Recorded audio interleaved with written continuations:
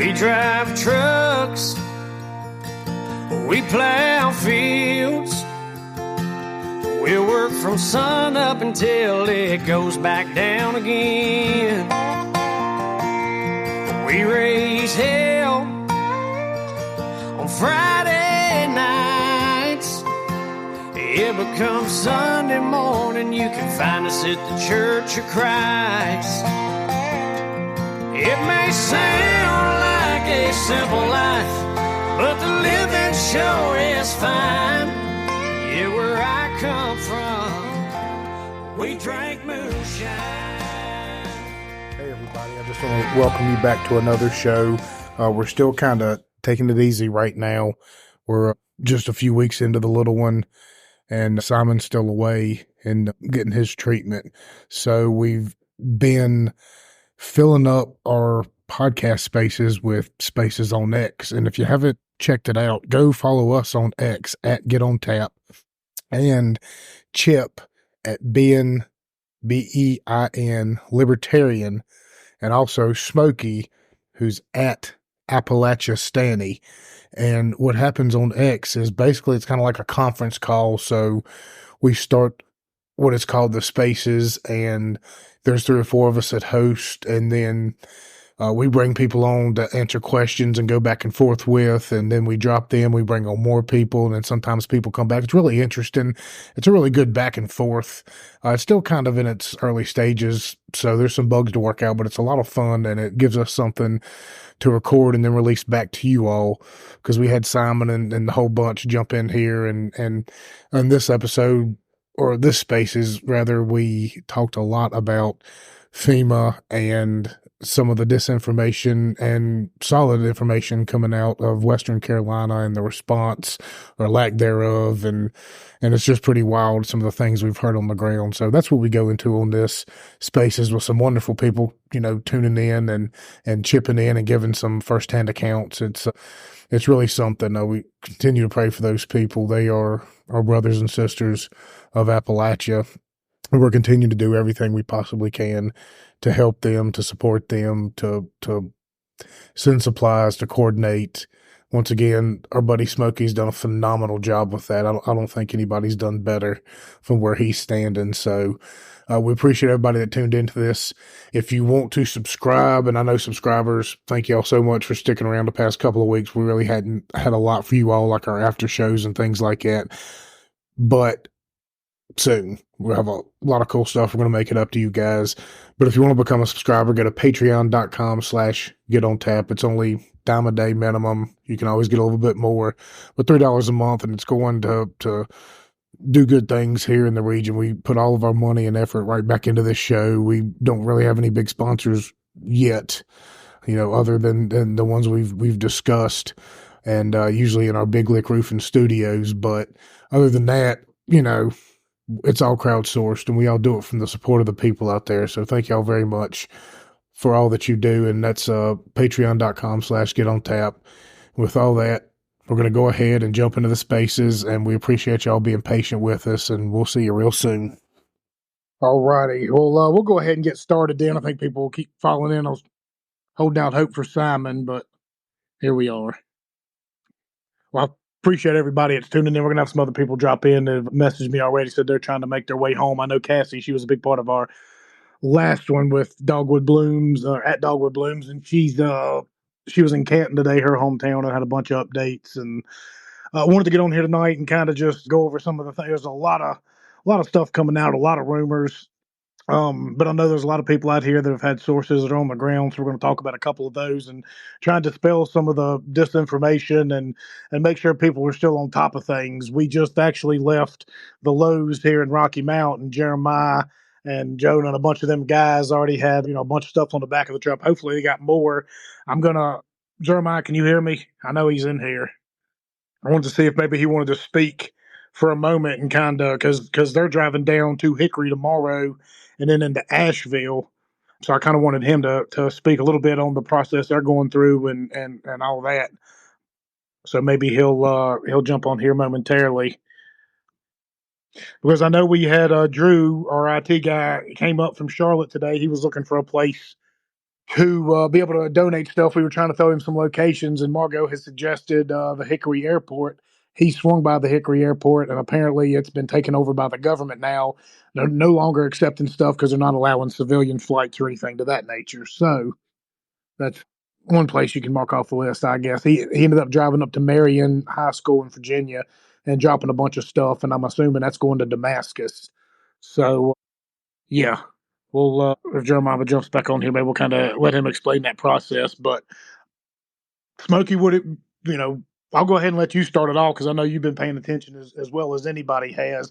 I guess first off, let's jump in and talk about the reaction from FEMA and talk about how much of this is legit and how much we need to be worried about, and then the things we need to kind of, maybe mitigate and help understand, if you know what I mean. Yeah, so hello everybody that doesn't know me. I'm Smokey the Appalachistanny. I run the State of Appalachia Instagram, where I advocate for an independent Appalachia. If you thought that was not a great idea now, but or before, and now think it's a great idea after you witnessed what's been happening the past week, welcome aboard. Sorry, I'm actually browsing the Instagram messages. I've been trying to catch up all day on them.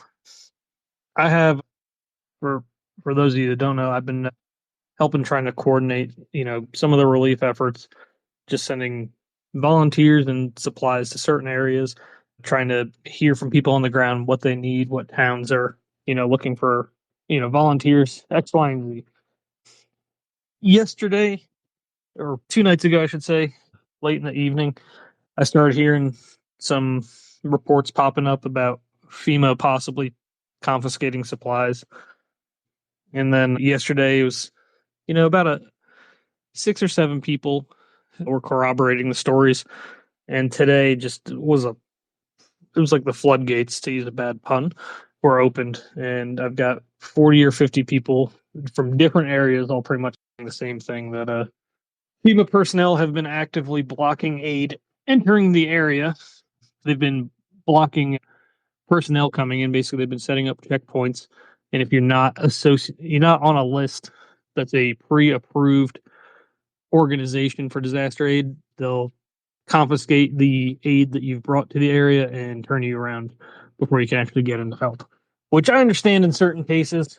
If they just opened up a 1-lane road and you got 40 cars that are all going to drop off a single, case of water, it's probably not the best. But in certain cases, the reports I'm hearing are it's a lot of aid. My father-in-law actually was telling me a story last night that I guess a mobile home owner or park owner that he works with he bought like $50,000 worth of generators, loaded up a truck full of supplies. They started driving it out there. They got nearby and were stopped by North Carolina State Police, who told them that they can't go any further, and they confiscated all the the aid that was on the vehicle. The fuel, there was gas generators, there was food, there was water, and you just have to take this random cop's word on the side of the road that it was going to actually be used. I have it on good authority from one of my guys on the ground in Tennessee that people in Elizabethton, Tennessee, however you say it, were actively donating aid to be brought up to Roan Mountain, Tennessee yesterday. I had asked him if they needed anything. He said, "Dude, we've got supplies. We're good, I think, for the town." This morning, he contacted me and told me that the rumors about the FEMA confiscations are true, that all the aid that was scheduled for Roan Mountain, FEMA rolled in there, confiscated it all, and took it off to Johnson City. The 2 eyewitnesses to this are also pastors, so it's not like John Q, Citizen, and Crackhead Harry down the street that are coming up with these stories. I'm also working on trying to corroborate a report right now, but my contact on the ground in Old Fort and Swinona Gap area is saying that FEMA has actively stopped any aid vehicles from entering the area. It's just story after story about situations like that going on, where aid is being removed from vehicles, or people are being turned around, or it's being taken out of parking lots. There's a report that the Tennessee Emergency Management Agency, TEMA, actively confiscated monetary funds that were being collected and put it into some random account. What more do you want to hear from me, Billy? I could go on all day. I don't want to take up all the space, though. Well, I think that's a big reason why we're here. We wanted to talk about some of these things. I know right now there's a lot, there's a lot going around, and people are getting pretty antsy. People are getting pretty pissed off, and I just want people to keep a level head and try and keep their head straight. This isn't, you know, right now we're all hurting, and I think a lot of people we all need to make sure we're channeling our anger in the right direction. So, uh, this is exactly what we wanted to talk about and go into. I'd gotten a message earlier. I'll go ahead and share it from one of my buddies. I won't mention his name, but he had said, get this out there. It was a text message between him and somebody that was in Asheville. And he asked him how he was doing. He said surviving. And he went on to ask, what's the deal with this FEMA? What's the deal with the military there? Because we've all heard by now, Chimney Rock allegedly had a town council meeting last night where the residents were allegedly told that they were all going to be forced out of town, essentially. So I want, have we confirmed that? But the gentleman in the Post said, yes, there is legitimacy to it. He said military was here today, balking like they were going to get in people's places and make a move. Zero government until today, 8 days in. So yes, politics is a factor. 3 swing states, 1 month election. So yeah, they're saying FEMA's kind of doing the same thing. So military's in there telling people they're going to be, having to move out. Did that happen? Did that take place in Chimney Rock last night? Have we got any kind of confirmation on that? Besides that one post, I've only heard one other person corroborate, but it was just I was there. I heard it too. I wouldn't. I'm not going to say they're an unreliable source. I'm just going to say it's not enough, for me to say it definitely happened. The one thing I do want to say real quick is that if you have family that are trapped in there that need aid, if you yourself are trapped and need aid or just need supplies brought up to you, please reach out. We're doing everything we can to push aid in any direction. The other thing we're going to ask is if you do encounter FEMA people on the ground, please document it. Take photographs of them, video them, document what they're saying, how they're acting, what they're doing, exactly where they are, and what they're dressed in, and if they're armed or not. All I'll say is that if all of this is true, aid will get to you regardless what the federal government has to say. Well, I see Jeremiah's back. Are you able to speak now? Because I know they were up there. And, I got to speak with them boys up there for a few minutes tonight in Lowe's, bringing some stuff up there to send off. And he made a couple of good points about a lot of this stuff discouraging people. But you all going down there tomorrow and want people to continue to donate. So kind of talk about how you got in touch with the people down there and what people can do if they want to follow the same path you boys are doing. Yeah. This is Jonah DeBoer speaking. Yeah, so I reached out I looked online at Samaritan Purse, and you can just go on there. It's pretty easy to navigate the website. You can sign up if you want to do like day volunteer, or you can try to sign up for overnight stay, but they're at a conference center, so they only have X number of rooms available, and you have to go down teams of 2.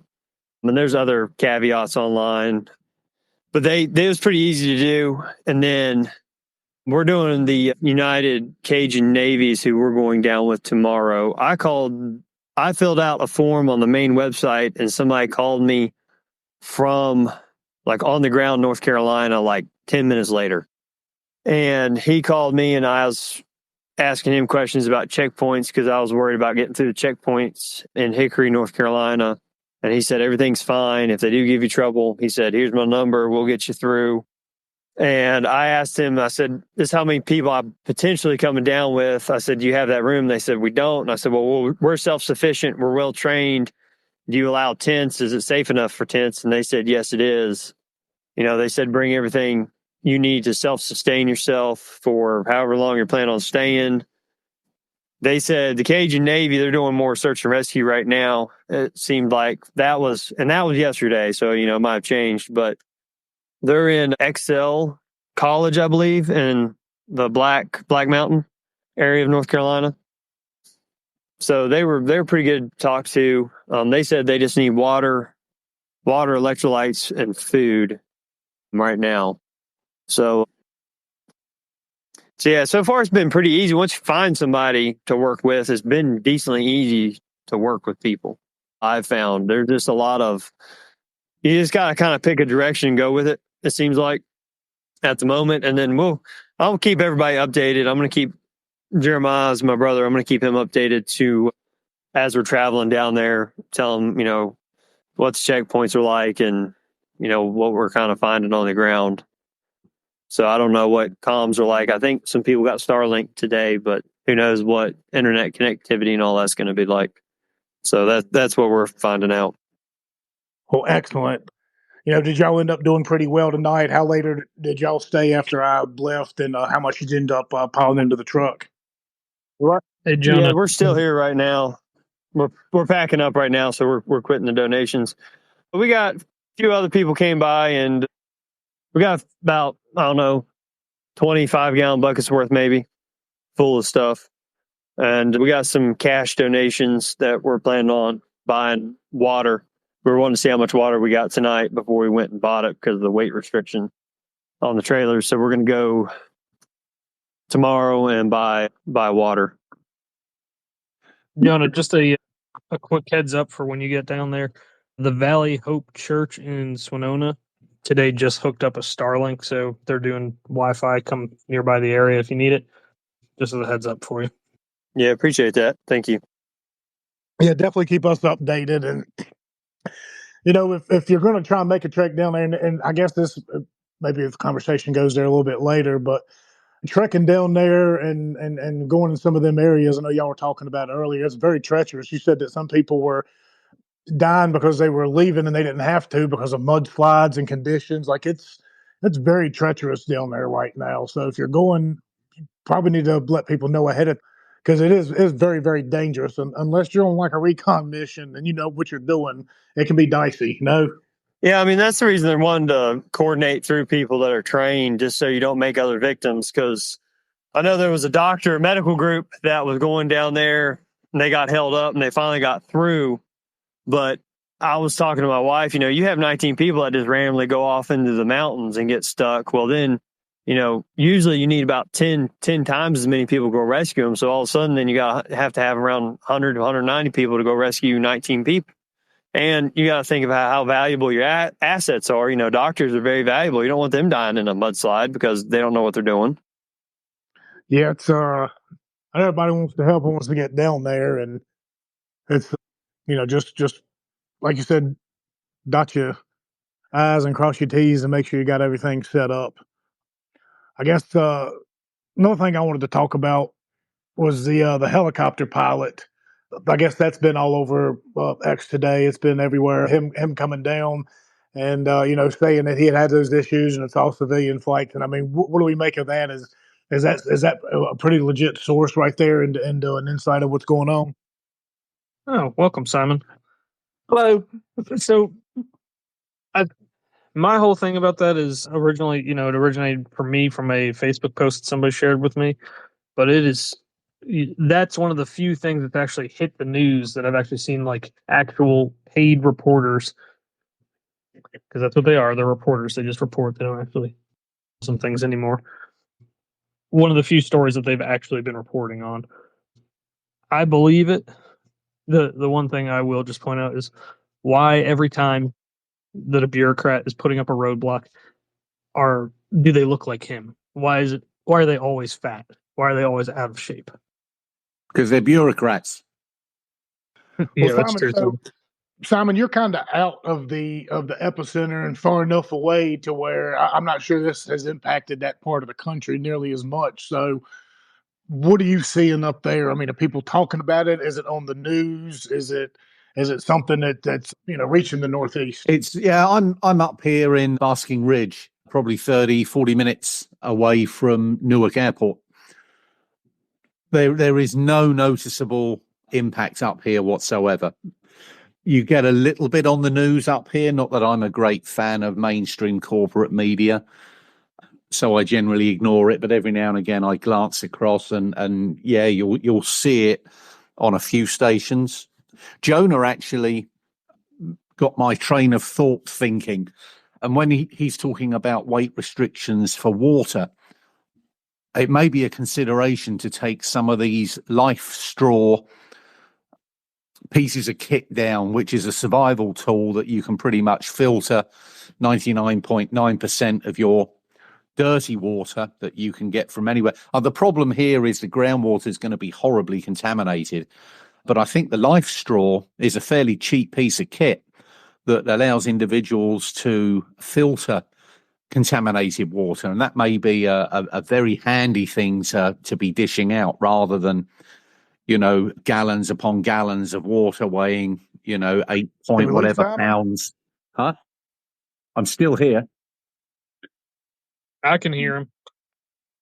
Whatever you do, Billy, just don't cancel it. Yeah, you're lucky to get me on. I mean, this technology is really first time on Spaces, but there we go. Okay, I just got a note to take over for Billy, so we'll do that. And how much longer are you up there? I'm going to be up here for another 2 weeks. I'm getting some radiation treatment at Sloan Kettering. So I'm one of the 3 finest cancer hospitals, in North America. So I'm very grateful to have that opportunity. I'm in the right place. So yeah, making it happen. So I should be back. I feel very out of touch at the moment and not being dreadfully helpful. I think if I was with Billy now, we'd be in an 18-wheeler heading south. How have you heard anything from back home? Did you have any damage on your farm? No. Thankfully, all we got was just heavy rain. Everything is very sodden, but in that west of Rocky Mount area, we got away very lightly with it. I think further south in Virginia, there's obviously some problems. And we know about Tennessee and Northwest Carolina, Smoky Mountains. They're in horrible shape. And I don't think the gravity of that situation has been presented across the media in any way, shape, or form. It's bloody awful reporting, dreadful response from FEMA. I think they should be rebranded and called FUBAR. Yeah. And then to get the one thing I did see today on one of the mainstream media channels was Biden saying how much extensive pre-positioning he had done, for which I cried to the screen, bollocks. I've never heard such outright lies. And now we've got Buttigieg, or whatever his name is, Buttigieg. He's talking about a no-fly zone for drones. So he's going to take, independent reporting off the frame as well. So you can't be flying your drones in these areas. It's definitely a shutdown. Do not comply. Do not comply with immoral orders from a morally bankrupt government. Simon, just one quick thing, and I'll mute myself and let other people chat. In a couple of weeks' time, I'm going to plan a massive aid convoy. I'm working at the early logistics of it now, but I want to be kind of a convoy from all points of the compass, because we all know how it goes with natural disasters. First week, everyone wants to be involved. Second week, people start getting tired of it. Third, fourth week, unless you're living in it, people tend to not pay attention anymore.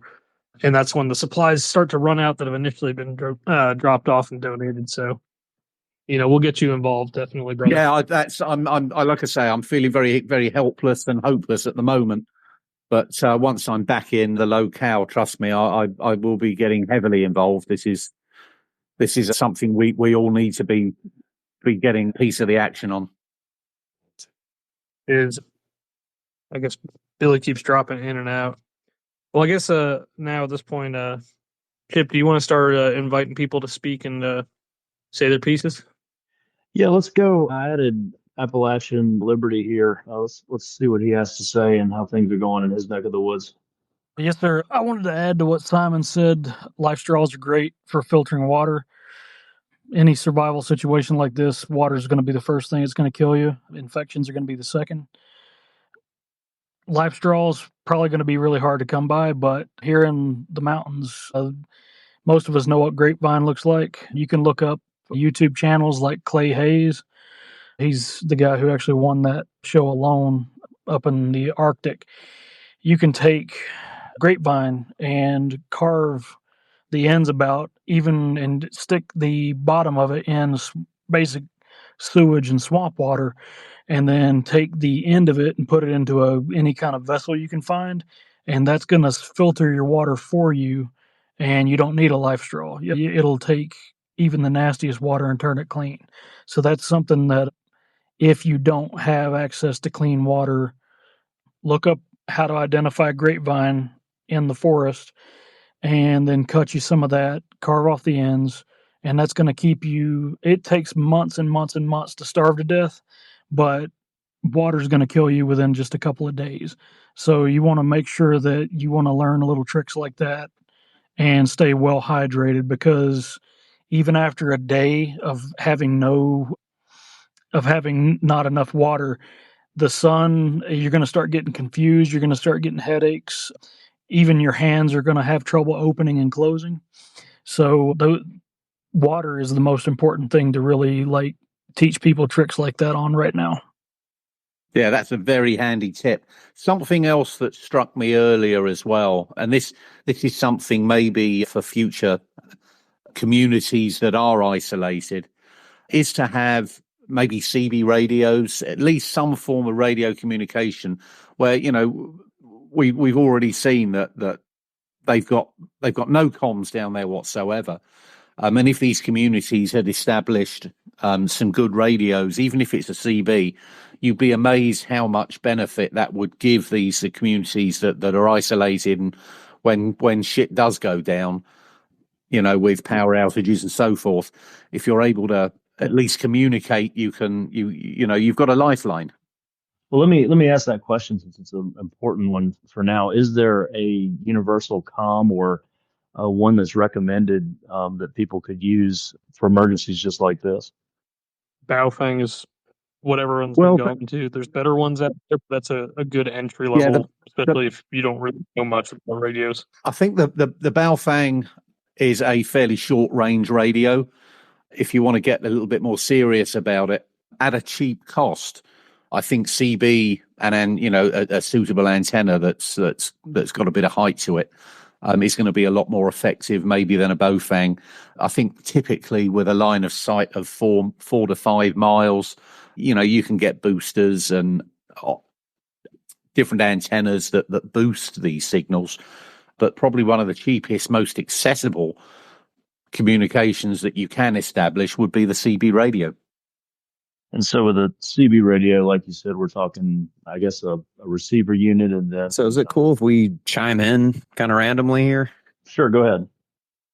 I here in Clyde, North Carolina, and I'm like 30 minutes from this spot in Lake Lure where they're saying they're seeing all these, I've heard rumors of dead bodies, and the stench is so bad in that town meeting poster recently that just came on. And I mean, I volunteered today at the livestock exchange in Canton, and I was there like 7 hours. We got a ton of supplies, and I saw a FEMA person when I went to Asheville, but outside of that, I haven't seen much of FEMA, and I'm just curious, is this, I don't know, what is the gravity of the rumors that y'all are hearing? Because for the most part, what we're getting is practically nothing except when one of us checks Twitter.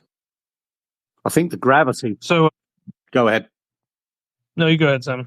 Yeah, I think the gravity of the situation, we're seeing the tip of the iceberg here with the lack of journalistic integrity. We're not seeing, I think, the worst of it, and the worst of it is certainly to come. I mean, when think about all the livestock and animals and pets and goodness knows what else, you've got massive potential for some really, really horrible, nasty diseases, if that cleanup isn't done in a timely fashion. And I don't think it's going to get done in a timely fashion. I think the area has been completely cut off, with the exception of a few routes in and out, but very, very limited. So I think we're going to see some of these very nasty diseases start rearing their head. It's not going to be pretty. The got off of that. There's the video that Billy posted, and I posted on Instagram of the down in Florida where the FEMA closed the landfill and told them that there'll be specific pickup points for debris and for garbage, but they're not taking any commercial vehicles or trailers or anything like that, and for them to pile it up in their driveways. And the guy said there's rats everywhere. That's how plagues start. As far as the FEMA stuff goes, it speaks to a larger issue with them. I mean, we all know now that their budget does not exist anymore. They've been giving it to illegal immigrants throughout the year. The Secretary of Homeland Security, Mayorkas, has said that FEMA could not or cannot fund another hurricane incident occurring, and we're at the start of hurricane season. And if you go on the FEMA website, it also says specifically that they dole out aid in an equitable basis. Not who needs it, but making sure that everyone gets it equally to their standard. That's how come you see people, Johnson City, getting the supplies that are supposed to go to Roan Mountain. It's kind of wild you say that. That's how it seemed when it was in Asheville. I was at the Register of Deeds office today, and they had a massive line of people that, from what I could gather, each individual that was in that line was taking like a grocery bag full of supplies that were requested to the Register of Deeds office to individual addresses, as opposed to compiling the resources and allowing people to come to that. That's just an opinion. I keep that to myself, but now it just, not now. Right. Sorry. But it just seems a bit asinine to sit there and be like, hey, all of you people that are like really in a hard spot right now, come volunteer some of your time to deliver food in a DoorDash like fashion for the government. And it just doesn't really, I don't know, kind of asinine. I guess what I was going with that is like, is the journalistic, like if I drove to Lake Lure and saw that FEMA had cut it off, I mean, I can tell you from personal experience that when 276, when Crusoe flooded in 2021, that massive flood hit here, they shut down 276. Very, very disturbed. Gone digital, Simon. Or is it just me? No, he was kind of breaking up there pretty bad. The last thing I was going to touch on that is just that, please do not hold back, brother. You're on the ground. Yeah. We're up. We're on the outside trying to get the word out. That's what I've been telling my guys on the ground, also in the disaster zone. Like, if you have the ability to send video and photographs, send them out, and I'll push that out, because people need to see what happened to the region, what you're living through. Words can only tell so much of a story. Pictures and video tell a lot more. And at the same time, if you see immoral, corrupt government stuff going on, like we do every day long, film that. Get that out to us, because that needs to be documented as well. People that are going to take advantage of Appalachians, especially right now, need to be, it needs to be recorded and documented for later use. Anyway. Well, Chip, I kind of wanted to ask you, what are you kind of seeing on your end? Because I know you are in kind of a different sphere than Smokey and I, and dealing with this. And you're kind of observing from a different perspective, and you see a lot of these bigger accounts, and I haven't had a chance to look at them or interact with them or see what they're talking about or what they're into, because my feed has been inundated with just, everybody just hardcore on what's going on here. I can't get it out of my feed. So, I mean, what is it you're kind of observing and seeing from your perspective and the legalities of all this as well? Well, it's been impressive to me that just the interest that all of the major accounts and everybody across really the world, not just the region or the country, seem to have in Appalachia and understanding what they're going through. I've seen nothing but, support really from all around, and skepticism, just like we have with what the federal government's doing to help or hindered at this point. It's been really impressive to see, and it's got to continue, and I think it will. And I'm starting to wonder now how this is going to play into the election. I mean, if people see how Appalachia is getting treated, then I wonder how much that's going to affect how people vote in November, which is just coming up. Well, do you think, and I'll ask anybody else that might want to speak up on this as well. I know we're all full of piss and vinegar right now, and on a normal day, we already have our sights set on the government. We all pretty much understand the corrupted nature of, their existence. That's kind of how we all started hanging out. But are we being a little too hard on them, or is this a really shitty response? It's a really shitty response, and you're never too hard on the government. You don't hate the government enough. Thank you, Dan.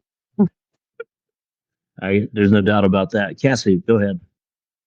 Okay, hey y'all. So I'm on the way home from Western North Carolina right now. Can you guys hear me?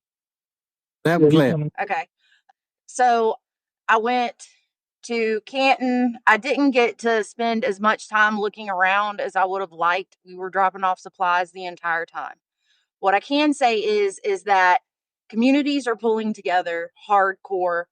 I was worried that I wouldn't be able to get up here, that there were rumors floating around that people were getting turned around. That was not the case. We were able to come straight through. We had no problems. There were areas that they only wanted locals to go into. Since I am a hillbilly, I said, fuck it, and I went anyway. We dropped off supplies to churches. We did drop point in Canton. I mean, the way that everybody's pulling together is amazing. I did not see FEMA. I'm not saying that they're not here. I'm saying that I personally did not see them. And so I'm pissed. I know everybody up here is pissed. This is the most disorganized shit I have ever seen in my life. And it is going to take a long time before Appalachia heals. And I want to know what they're going to do about it.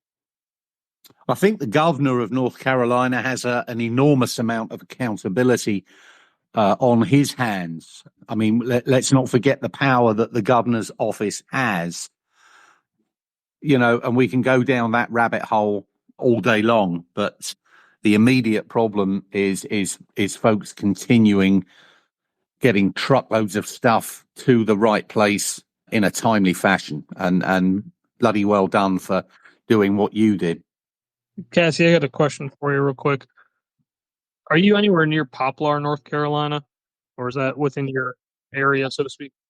So I am from the area of North Carolina. So Haywood County has Waynesville, Maggie Valley, Canton, and then all the little itty bitty towns in between. And then I'm right next door to Buncombe County. Henderson County is not very far away. I'm going to be honest. I don't know where Poplar's at. Gotcha. It looks like it's up off of 197. There's a gentleman in the comments here said that water and, hang on real quick, I'll read it. Food and water in the Poplar, North Carolina area is needed. I'll try and work with my my contacts, try and push stuff out there. I was just going to say, if you were in the area, that might be something since you're nearby. But if you're not, don't worry about it. So so I have two main concerns with all of this. Number one is Appalachia often gets overlooked. And so I believe personally what's going to happen here is that in a few weeks, this is going to be forgotten. Well, Appalachia is not going to be okay in a few weeks. Okay. So when, the novelty of driving back and forth supplies ends, what happens when, everything's raised and cleaned out and then everybody needs help rebuilding? This is a long haul kind of thing. And the government is not, the state government to me isn't even doing enough about it.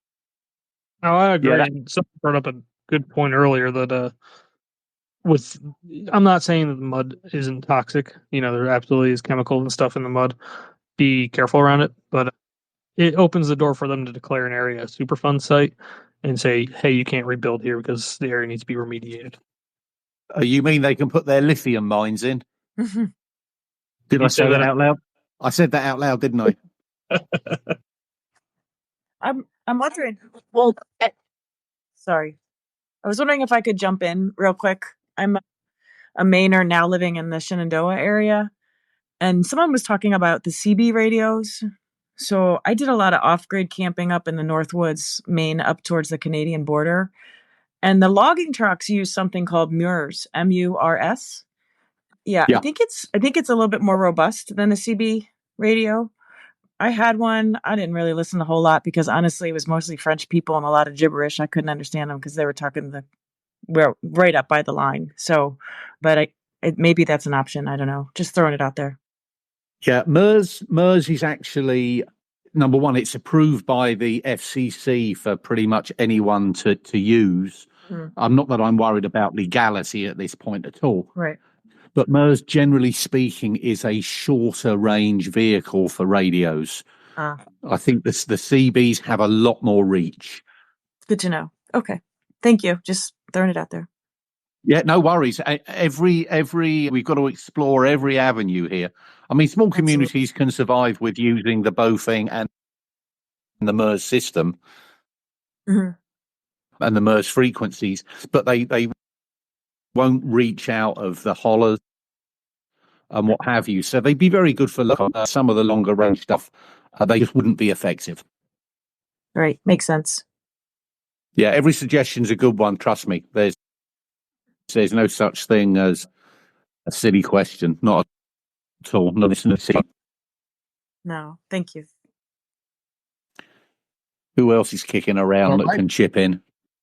Well, I'm glad y'all brought that. I'm glad y'all brought that up because I think CB radios are very important. And whether you jump on the CB radios or what you all were just talking about, I think it's imperative for every community. Look at this as a lesson. We need to find ways to be able to communicate. So everybody, you and your buddies, a handful of them, start buying these things up and set up little base stations. Get your antenna big enough to reach each. You don't have to reach everybody, but you can if you have a pattern. You know, do you reach guy A reaches guy B, C? You know, you can pass messages along that way. I think it's a very valuable lesson we should take from this. Yeah, that's one of the big takeaways for sure. D, go ahead. Hey, how y'all doing tonight? Pretty good? Trying to. Right. Just a couple things to say. I've also heard from family that's in the flood zones, Jonesboro, Irwin, that area. I've heard similar stories about FEMA. There was a school that was taking up donations, and I've heard that FEMA pretty much just rolled in and took up the donations. I've heard stories, but I can't confirm it. It's just what I've heard, you know. I mean, something that also just came to my mind is I don't think our government as a whole exactly has a great track record dealing with like natural disasters. I don't think we do. That's just my opinion, but yeah. One last thing, I think we got insanely lucky because the Nolichucky Dam did hold.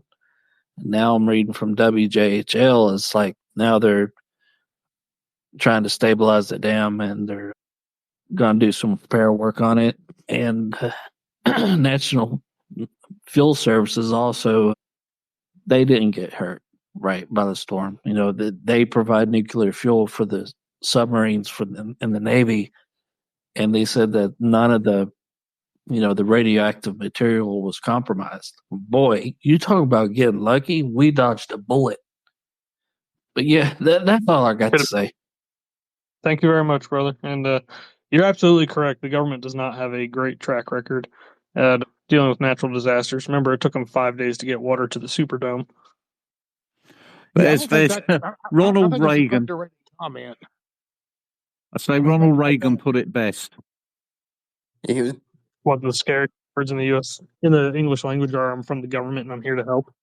That's the very phrase. If you hear that phrase, you need to run in the opposite direction as fast as you possibly can. Well, I don't think they couldn't fight their way out of a wet paper bag. Well, what you were saying, Smokey, I don't think that can be underrated or undervalued. That the Superdome, 5 days. I mean, this is this massive structure right in the middle of New Orleans. And if it's going to take them that long, just think about the terrain. Think about these hollers. Think about the areas we're trying to get people to go into to reach them here. Every helicopter in our fleet should be down rescuing people. I know Simon had kind of jumped on a little bit earlier, but I mean, is there anything to this lithium? I've seen documents that that state that there is lithium in that area, but I don't know if it's legit or not. But I mean, is that a thing? Is that something that we should be looking into and kind of keeping an eye on? Hey, with all the lies that are being spread, even if it was a lie, at this point, I don't believe a damn thing. So it wouldn't surprise me. I've heard it more than once about lithium not wanting to be extracted by the local population. But we know that when government wants something, it fucking well takes it. Oh, hey, do you have land that a nearby Mountain Valley pipeline is going through? They'll do it via eminent domain or whatever tool or vehicle they choose to use. But that wouldn't surprise me in the slightest if that had some credence to it. Hey guys, I just want to say, I popped in here real quick. I just want to say to thank you guys. I'd like to thank Appalachia, being libertarian, and everybody who's in here that's following these guys. I'm a veteran of the GWAT, not so proud of it with how it all came about. It's totally unrelated to what's going on right now, what I'm about ready to say, but just want to thank you guys for the content, the memes, the information that you guys pump and dump every fucking day. You guys keep me honest. You guys are not a confirmation bias grouping, but I consume your guys' content, and I just wanted to pop in here, say thank you guys from the bottom of my heart, from a Knuckle Dragon 11 Bravo. And Simon Winch, I love you too. I don't normally love the Brits, but bro, you're on it. He's a new American. You're tracking. He's a new American. Yeah, you're tracking like a bloodhound. But yeah, I'm about ready to go live here at 9:00 Central Standard Time. So I just want to say hi. Love you guys. Keep it up. Oh, bless you for that sentiment. We appreciate it. Thank you very much. Yeah, thank you. God bless, brother. He's an 11 Bravo. He ain't going live nowhere. He's getting ready to pull out his coloring book and pull out the crayons is what he's getting. Oh, I am not a Marine. Oh, sir. dear Lord. I am not a Marine. No, but you an infantryman. You right there. You better. No, you can get. No, I'm good at drawing dicks. I'm really good at drawing dicks. That's priceless. He's a lot tougher than I was. He climbed the mountains in Afghanistan. I'd never wanted to mess with that. I like driving around and getting shot at. Yeah, I was. It was a time. It was a vibe. As shitty as that conflict was, a lot of us feel kind of the same way, that it's like our home away from home, especially those of us that weren't just one tours. Some of us that been there multiple times. It just, I don't know, it feels like we fucked those people pretty bad, just like we're fucking these people over here in Appalachia. My grandfather's from that area, so kind of bugs me how I've seen this whole thing handled. Did we lose him? No, I'm still loud and clear. Go ahead, Holden. You're next. Thank you guys for letting me on and all that you guys do. Yeah, I mean, the government, they just suck at whatever it is that they do, and they're not really good at allocating labor or economic capital. So we need to do this stuff ourselves. We got to take care of it ourselves, and we shouldn't look for the government to do this for us. This is what libertarianism is about. The only money that the government has is what it takes from the private sector. So, we're confident that we can allocate capital much better. We can help people much better than the government. So I think this is definitely just another lesson, as if we needed another one in history, of where we the government sucks. So we need to take care of it ourselves. Couldn't agree with you more. Couldn't agree with you more. I mean, they really couldn't organize a piss up in a brewery. I'm so disgusted with federal government, and they use the carrot and the stick, and that's their modus operandi. Because if you don't comply, they take your fucking house, or they throw you in jail, or do whatever. They are nothing more than bullies and incompetent buffoons. Well, they're not going to take your house this time. They're going to give you $750. No, I don't. All right, Safe Ground, you were next. You there? Are you talking to me, Safe Ground? Are you speaking to me? Yes, sir. You're next. All right. Well, I'm thinking about the people talking about the CB radios from secondhand stores or whatever to try to get them around to be helpful. I would suggest you look for ones that also have what they call narrow band, NB, narrow band. they get some cleaner, clearer, further out punch channels, and that might be helpful. Also, there are a number of drones that they have the capability with the right stuff on them to be able to drop stuff like medications or whatever that can be very helpful in this situation. And I'm sure as far as drone license goes, an emergency time, an emergency, an emergency, emergency.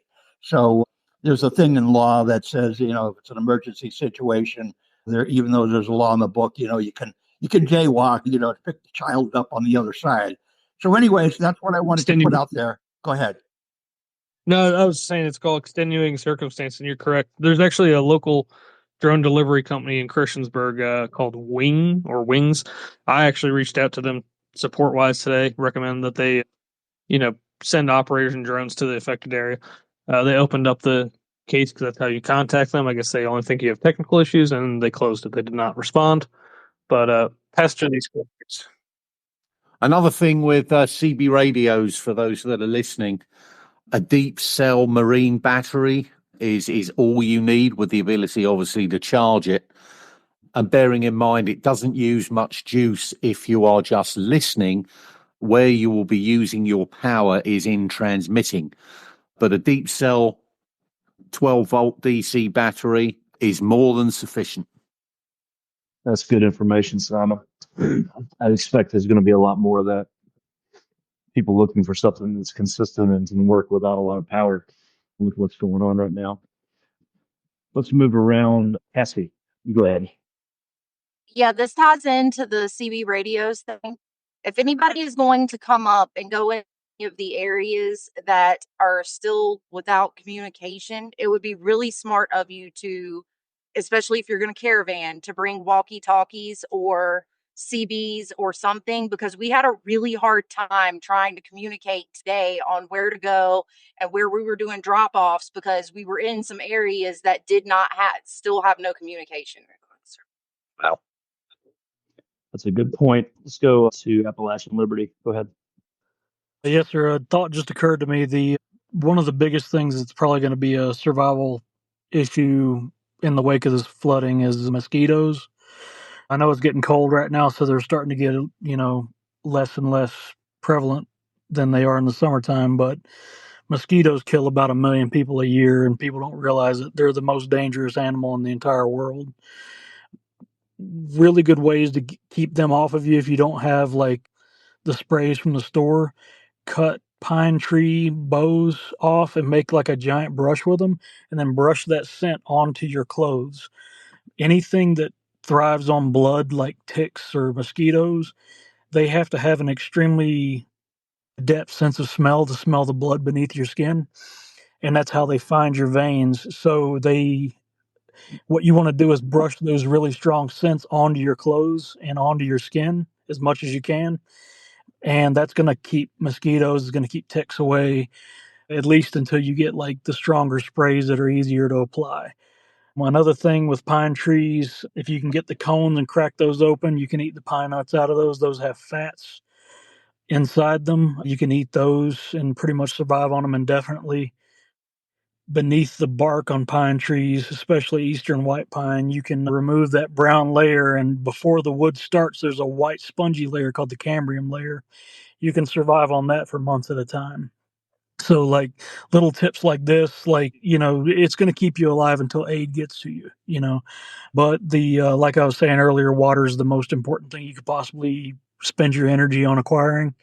So, yeah, water first, and keep a fire going so you can stay dry. Most people don't know that you can get hypothermia even in the summertime. So just stay warm, stay dry, stuff like that. Yeah, I mean, the good thing about all the mountains and the hollers is that they all have a great source of springs. Now, spring water is what you're going to be looking for. And if you're on the land up there, you know what a spring is. You know where to look for them. That's definitely a primary source of where I'd be looking to get my water supply from if I was caught out in this dreadful situation. Absolutely. And one more thing to add on about the bug spray thing, because I had a couple of people reaching out asking for stuff like that to be donated. Other things that could be donated that are needed would be Benadryl and EpiPens. According to the people I'm hearing on the ground, a lot of the ground hornets' nests have been stirred up, and they're getting pretty ferocious. Hey guys, I've got some websites that you can go to for some of these items. Go for it, Heather. Okay, there's H2O Go Purifier Global. It is a personal water purifier. Will take care of viruses, pathogens, bacteria. And this was passed on by a very good group, and they've been using this for some time. That's one. And then in regards to radios, Rapid Radio. I've looked that up. I found just rapidradio.com. Saw an ad for it on TV. There was, the gal was talking. She was in Florida and her husband was in another state, like up north, and they were able to talk on these radios. I think Nick and Mare probably could add to that if that is the brand that they had. So just start looking at those things and finding those things online. Those would be things. Now, the water purifier is $114. But if you think of humping all of that water, all of that plastic that's wrapped in plastic, $114, you just add salt and it turns it into like a high dose of chlorine and hydrogen peroxide, cleans it all up. I've only just started to research it.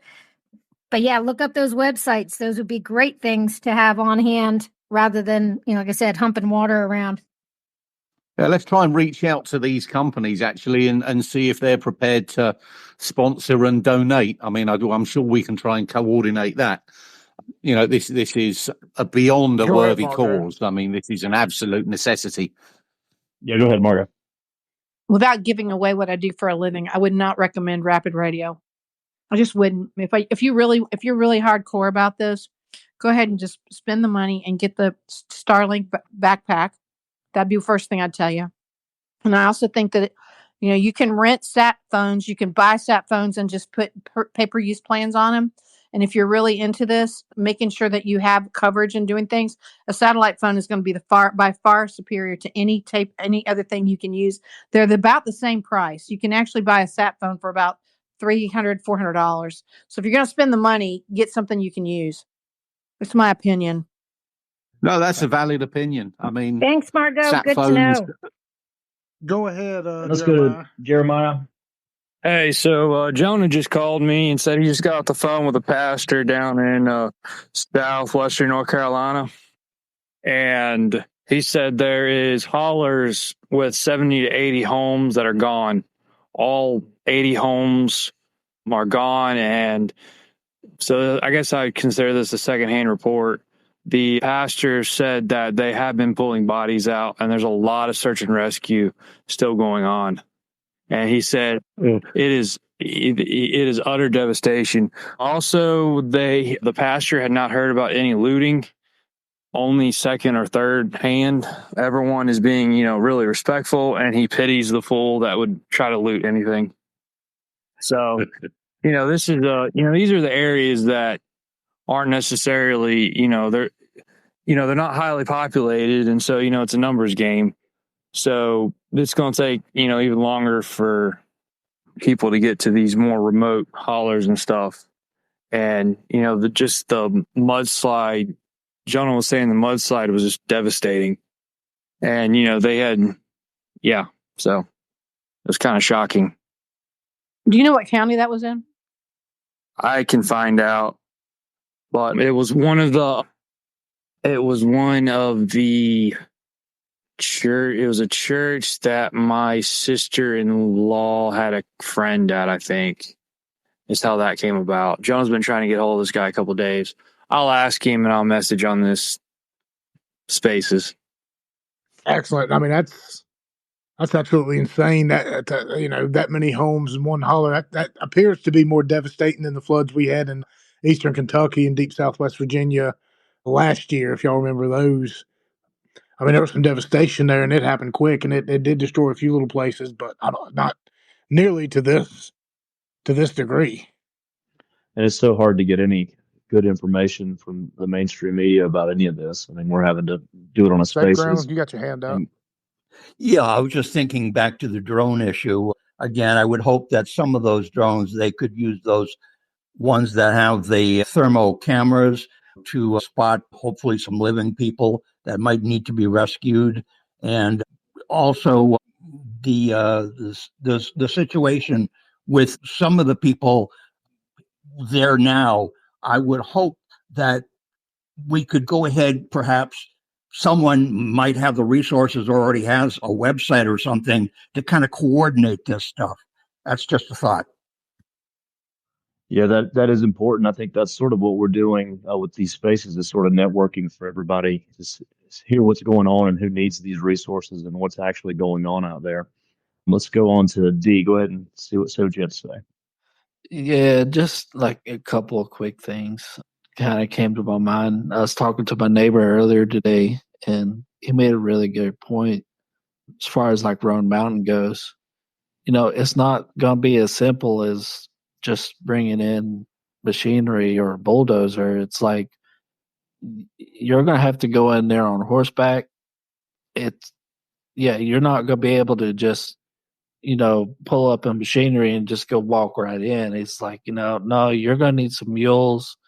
You're going to need some horses. You're going to have to hike back in there. But the other thought that came to my mind just now is, Halloween's a couple of weeks away, and we've seen snow here as early as the day after Halloween.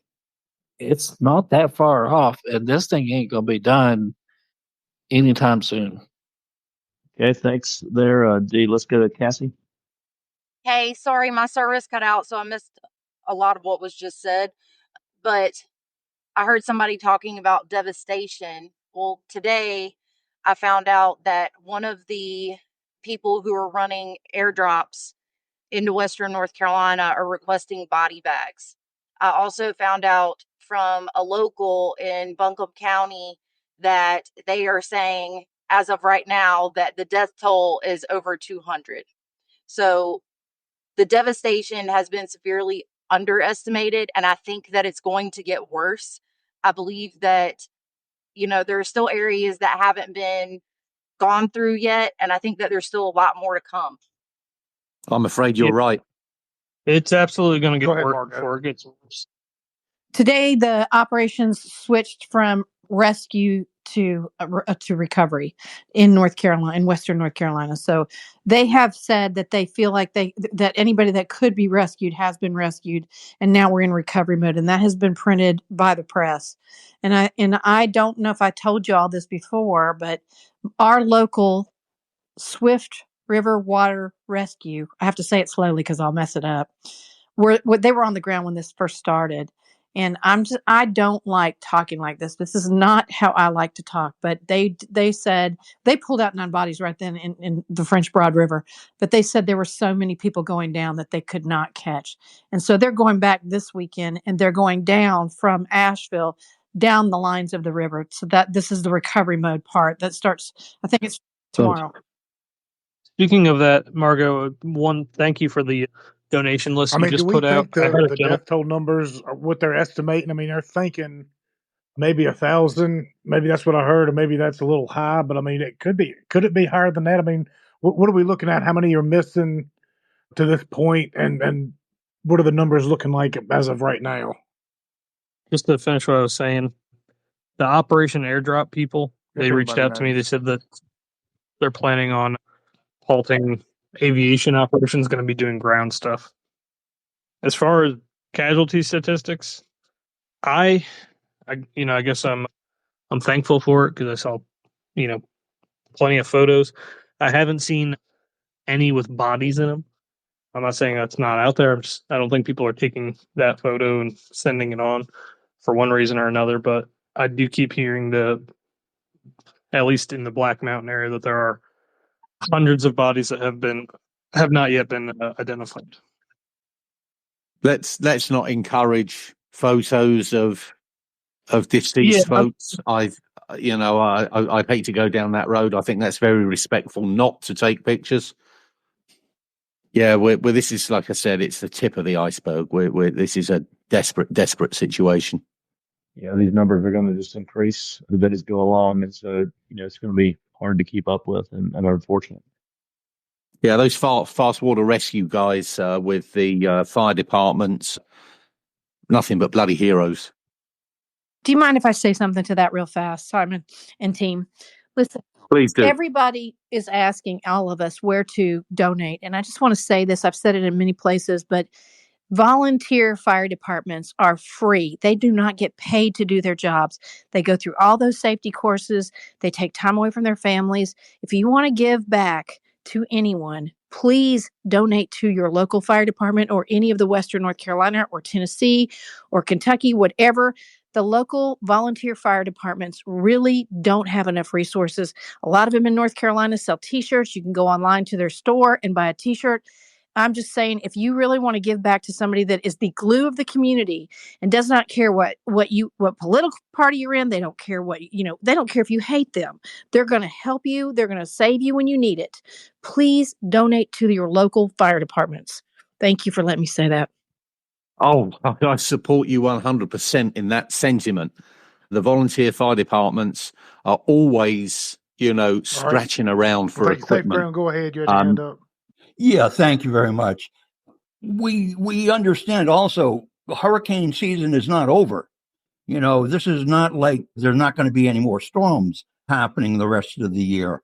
So, and I hear on the news that FEMA, I'm not sure if it's FEMA or somebody that knows FEMA, what's going on, is talking about not having the funds available to take care of things for the rest of the year necessarily the way they would perhaps need to do.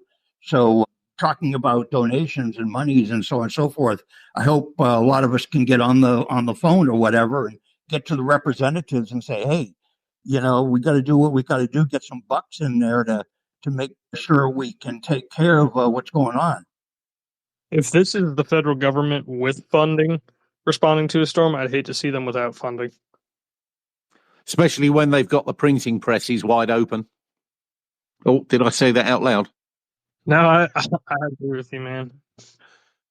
Who we got next to speaker? It's Phantom. You got your hand up. Go for it. Yeah, I was just adding to the who to donate to. I can tell you one of the best groups in the country, and they actually participate in the early in saving lives. Part of it is the Cajun Navy. So I posted their website in the pill, and they have a place to donate right there on the front page of their website. Those guys probably have saved more lives of any private group of people than anyone in the country in the hurricanes up and down the coast. And they are super good at what they do, and somehow they've developed a clout to get involved with local authorities and participate in rescue efforts. And you can trust them absolutely. The money goes directly into their gas tank. You know what I mean? And wherever they're staying. So and they're helping people. They're saving lives. I used to work for the Edison Schwess offshore marine division, and that is the Cajun Navy. So I can vouch for exactly what the Cajun Navy does. Commendable folks. Thank you for that, Phantom. Wolfpack, go ahead. Yeah, hi guys. So I delivered a truckload of supplies. Thankfully, I had put out on Twitter letting people know that I was, going to be going up there and donating supplies, and was able to get quite a bit of money rounded up for an entire truckload of supplies. Met a friend of mine who lives in Weaverville and has been coordinating with like the Burnsville Fire Department. And I got to tell you guys, I went with her. We were able to get, all the supplies to kind of a staging area there. And then from there, had to get kind of into, areas that, we had to be on ATVs, or side by sides and that sort of thing to reach them. But when we made it to Pensacola, a little town, community outside of Burnsville, I put some photos in the chat, but guys, I can vouch for the fact that there are bodies that are in trees, there are bodies that are they're in mud that is, so deep that they're not able to reach them right now because they're, 4x4s will get stuck, or if they try to go out there, personally on foot, they'll be stuck like, waist high. There are children's bodies, sadly, that are under piles of debris that are like across the kind of mudded river area. It it was horrible. It was hard to see. I felt great knowing so many supplies, which we were able to get them.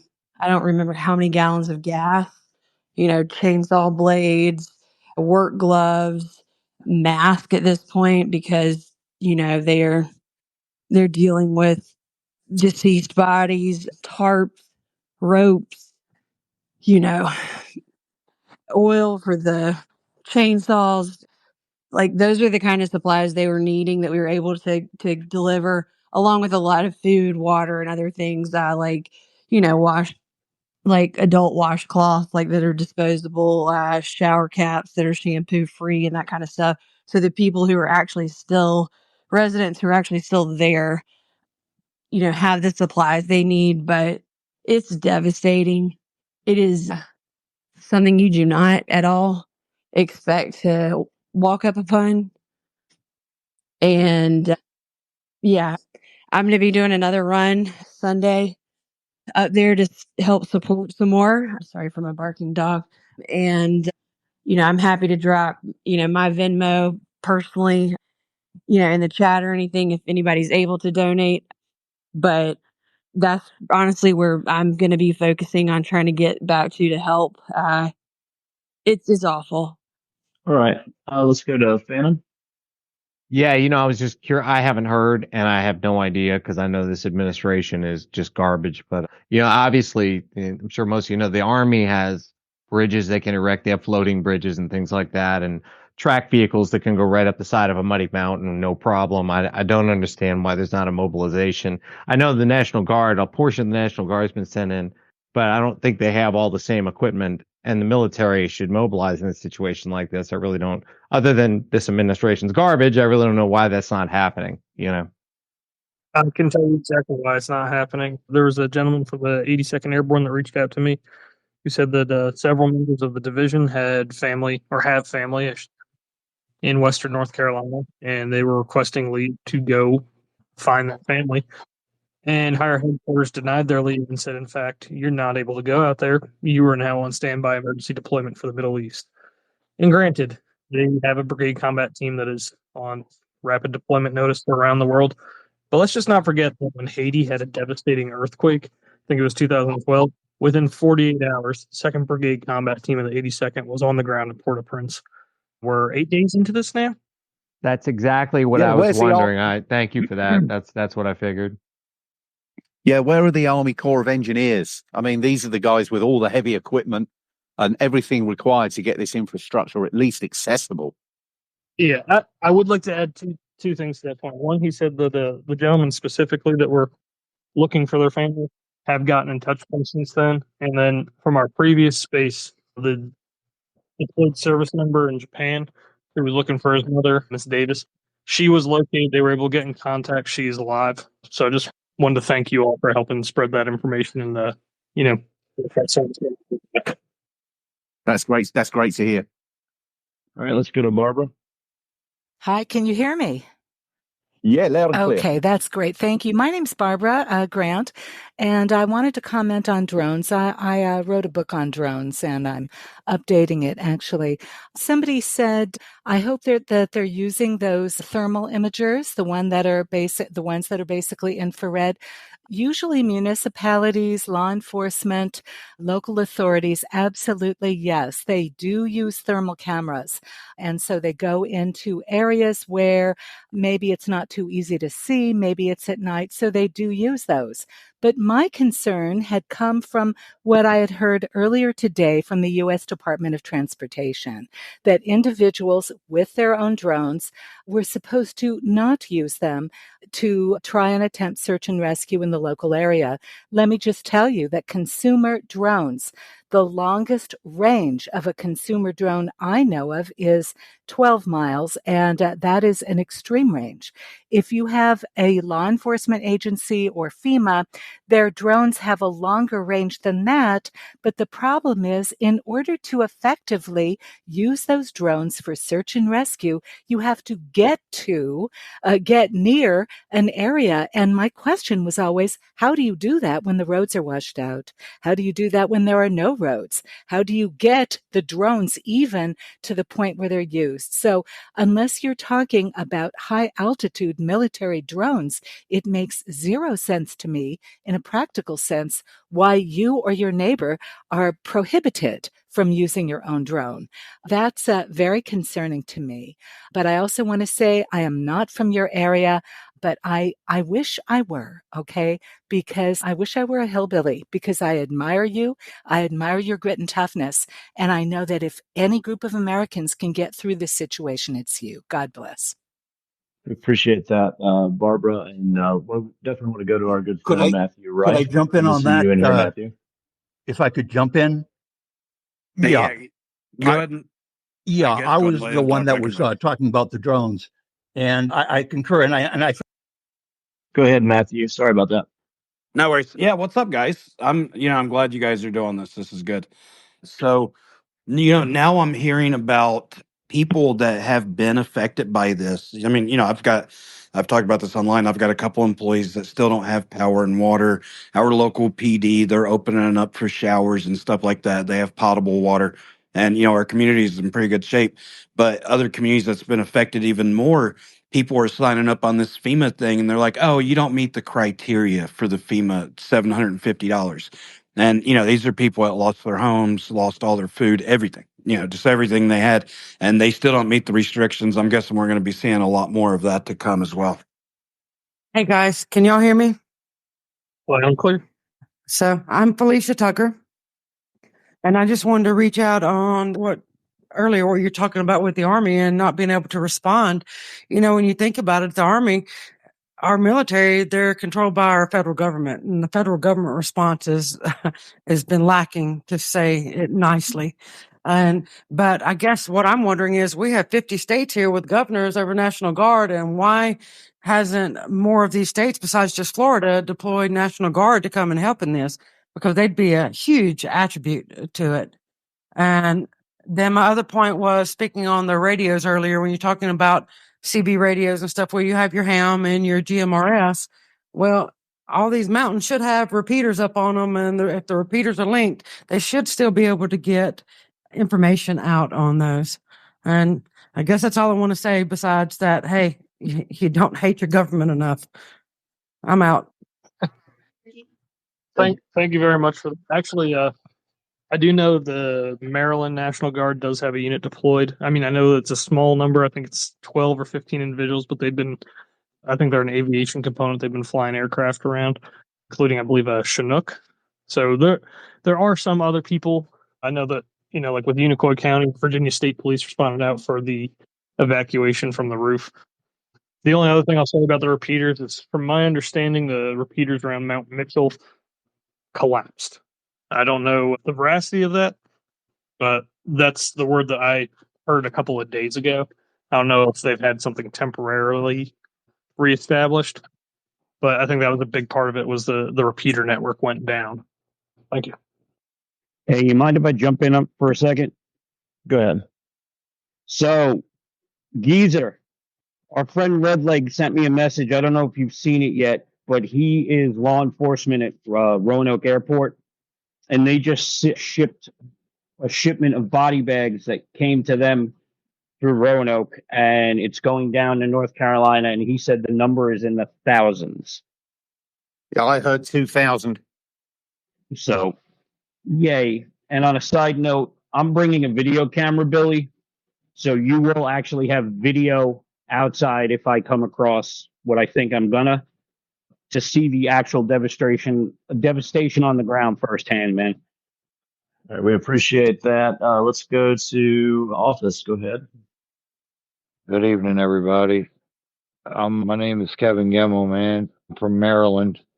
I'm Southern by heart, and somewhat southern by our state, but it's different now. But I've created an initiative. I own a concrete construction company up here. Civil engineering is my gig, and I have a heart of gold. So I've created an initiative up here to start building trailers of water, rice, and survivable items, especially for folks that know how to use them the right way.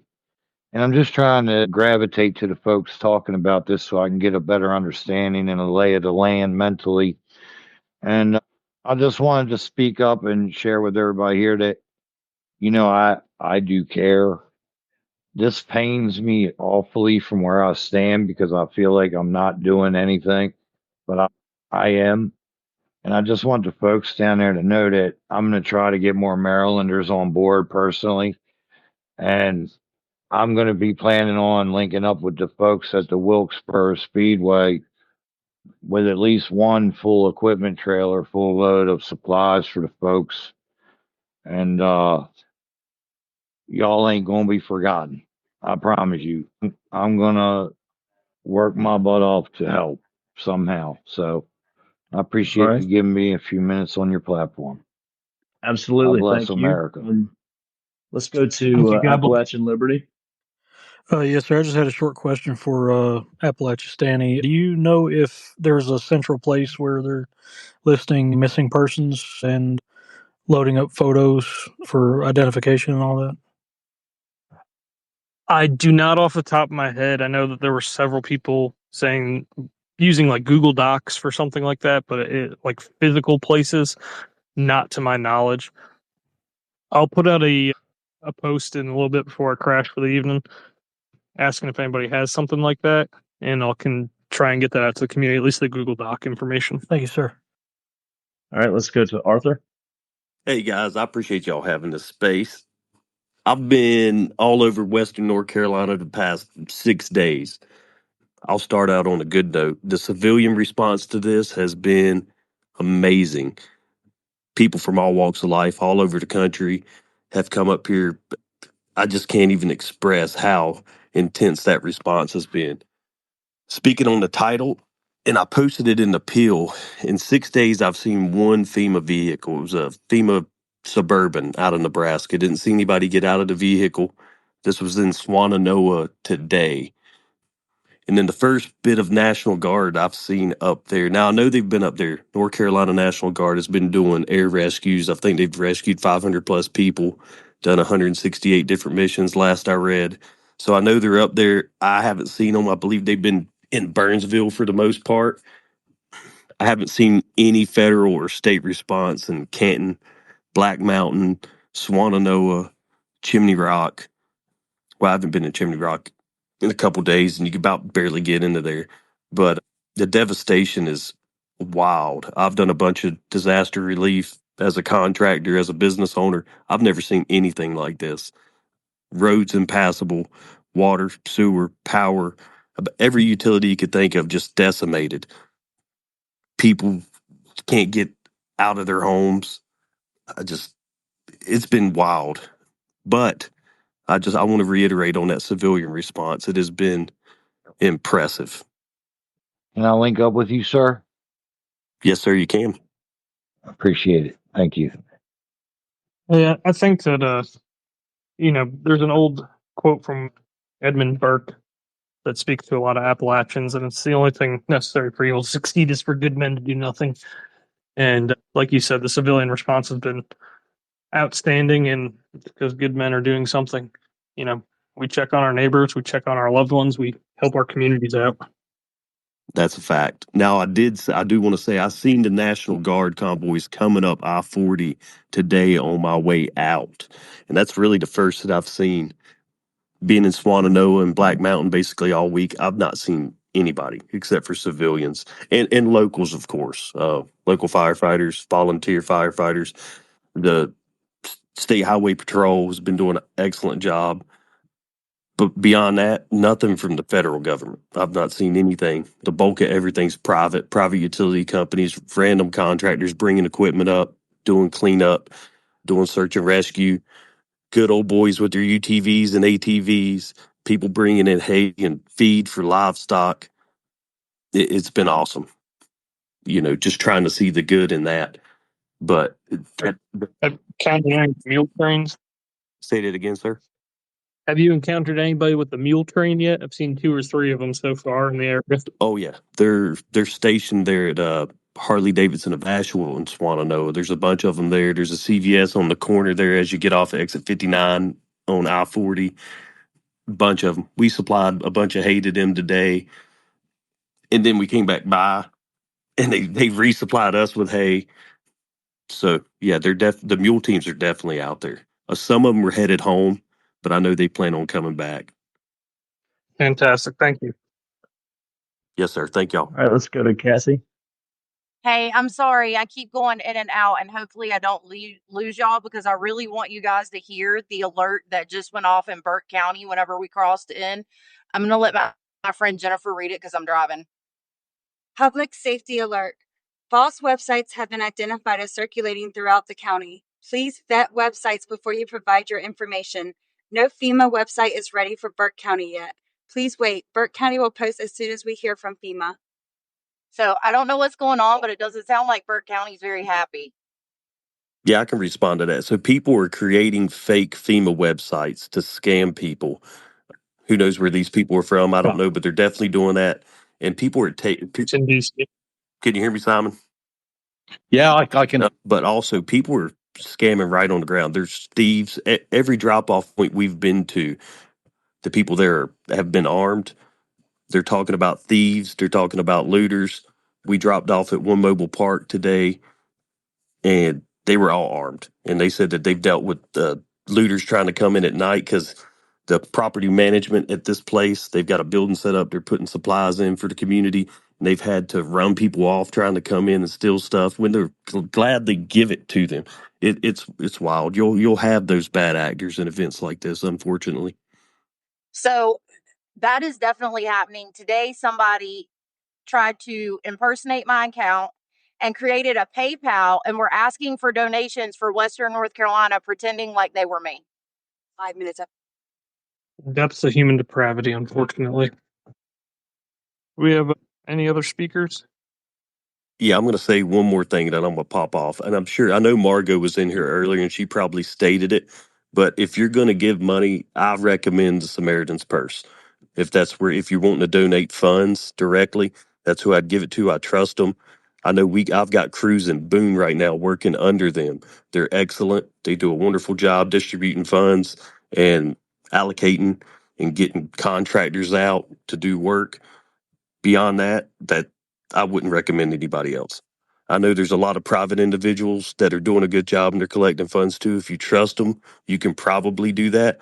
But if you have a trust issue, I would go directly to Samaritan's Purse. You know that money's going to go to a good cause and they're going to use it wisely and fairly. Good information. Go ahead, Cass. Thank you. Another good one is 8 Days of Hope. So they have set up in Canton right now. They are offering free food. They have showers set up and they run entirely off of donations.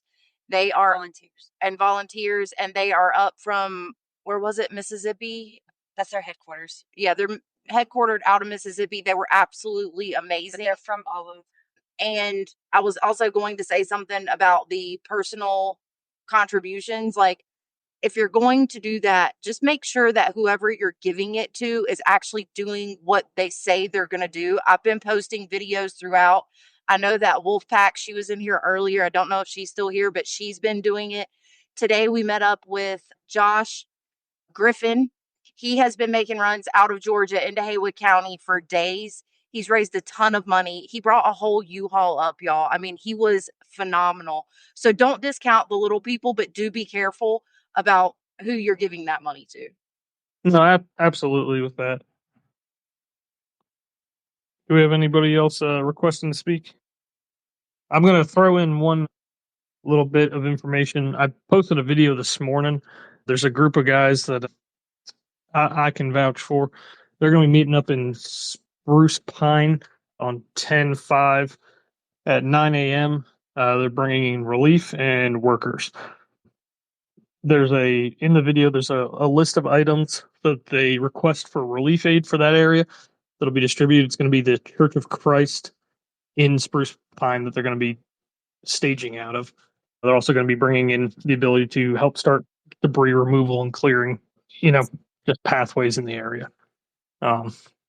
One thing that my wife also brought up this morning to me is that if you are donating formula and water, it'd probably be a good idea to also donate bottles. So babies can actually drink the formula that we're getting for them. Don't forget, there's also a need for feminine hygiene products. And that's all I got for now. Thank you. All right, let's go. Angie Davis, you just had a request. Go ahead. Hi, my name's Angie Davis. I'm the owner of Triple T Developments, a small trucking company based out of Beaumont, Texas. I also have almost 15 years of disaster response work under my belt. Unfortunately, taking care of my mother, I cannot leave and respond to this disaster this time, which breaks my heart. But I can offer a truck and a trailer and a driver if people have donations that need to get moved out to the affected area. If somebody wants to reach out to me, like, I will gladly set that up, no charge. Like, I will pay the driver, I will take care of the fuel.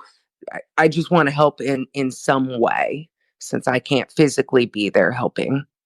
So I wanted to say that, and everybody sharing about good people or organizations to donate to. I also was a Harvey disaster.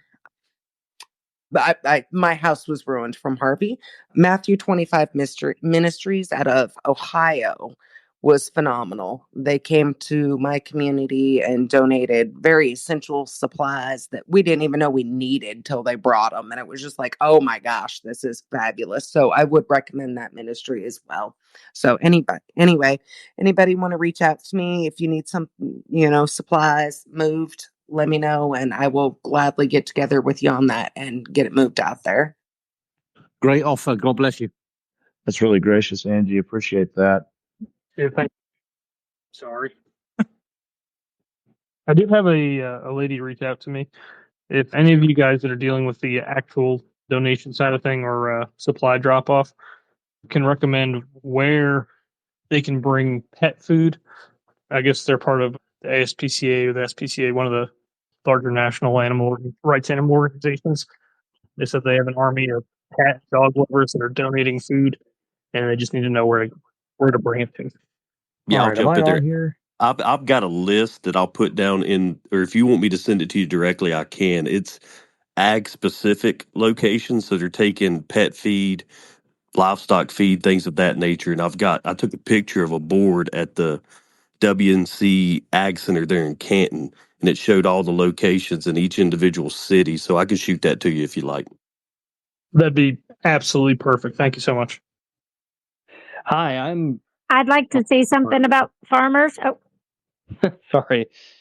I'm Charlie Stratton. I'm a Baptist preacher out in Southern Illinois, and I am trying to coordinate any independent Baptists churches that are either sending help or needing help.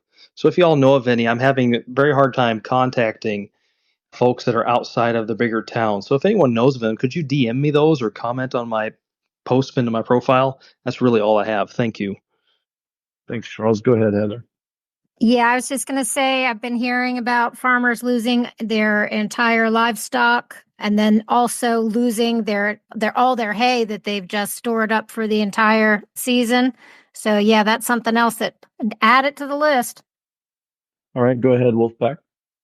Hi, guys. My name's Amanda, by the way. But to the listener or speaker who was talking about going up to Spruce Pines, I had a very close friend today who tried to go there with supplies and was met. Essentially, they took, I guess, what was it, 221 up to 226, heading up to Spruce Pines, and immediately after getting off of 221 were met by trucks, white trucks. They were not marked, with individuals who were telling them they were not allowed in and, were not they wouldn't even take, any of the supplies they had, and just said that if they did not turn around and leave or tried to go through, that, essentially threatening arrest. However, they were not marked. They had no vests of any kind on. So it's just hard to know what to make of some of these stories as to whether or not, like, are these individuals, like, who are they? They're not. Were they armed, as far as your friend can tell? In terms of my friend? No, the mystery The, undercover agents, were they Good question. He did not mention that. He just said that, he wasn't trying to like F around with him because like they were just, understood? very forceful in terms of like their presence. So I will push out that information to the group that's going down there. From my understanding, they are headed there with the Church of Christ congregation leaders' request. So there are also a couple of guys that are former special forces in there and don't Oh, like. good luck. They don't like to be told no from anonymous federal agents. yeah, I understand. It's just one of those things that again, I wanted to make sure to make you aware of, but also I think it's part of what's like unsettling for a lot of folks is that that they're running across this type of thing and these trucks that, white trucks, they just don't have, they're not even marked. Like it doesn't say FEMA, it doesn't say anything about who they are. So just, yeah. Did they refuse to identify themselves? I can ask more questions about that. It was just a quick text that he has sent me to update me on, their work. They were able to like kind of backtrack and get on 70 to head over to like Old Fort to try to help in that area, and were successful in that. But it was specifically like, as you were coming from Marion heading up to Spruce Pines, that they were like parked right there. Mm. Yeah, You that might sounds ominous. you might have missed this part at the very beginning, but that's becoming an encounter that's rather familiar for a lot of people. We're asking, if possible, people on the ground, if you encounter that, to document it as best you can. Photographic evidence, video evidence. Note what they're saying, how they're dressed, the exact location of it, if they are armed or not armed, and just what they're doing beyond being assholes, to be honest. Sure. I tell you what, I'll reach back out to him, get more information. I don't think he had any video, but I can ask kind of more specifics. And then I guess maybe, Cassie, I'll just like shoot you a DM with that so you can share to like, the right people. Just to jump in there real quick, do you know what day that was? It was yesterday. Okay, because I know in a lot of those areas they were shut down to any civilian traffic for like up until like 2 days ago, just so they could do cleanup and get people in. So I've been all over the place. I've heard those stories, and I've had friends tell me the same thing. I've yet to be turned around or told I couldn't go somewhere. I could tell you it would be a battle if that was the case. Yeah, same here. Like I said, I was on the ground yesterday, had no issues whatsoever getting to where we were going up, through Burnsville and then down to kind of communities a little like southeast of that. But, again, this is a good friend of mine and he reached out to let me know, and I was baffled myself because I didn't run into any of that. So Yeah, that's what I'm worried about now that FEMA is involved, that we're going to probably see more of that. I just encourage people to just do what they can and screw them, but someone else might have different advice. Let's go on to chaotic good. Go ahead. Hey guys, thanks for having me up. I just wanted to check in really quickly. I am part of the Libertarian Coalition for Disaster Relief. If you go back and look, we've been doing disaster relief work since Hurricane Harvey. I'm also Cajun Army, Cajun Navy, and we're in the process of all mobilizing funds and resources.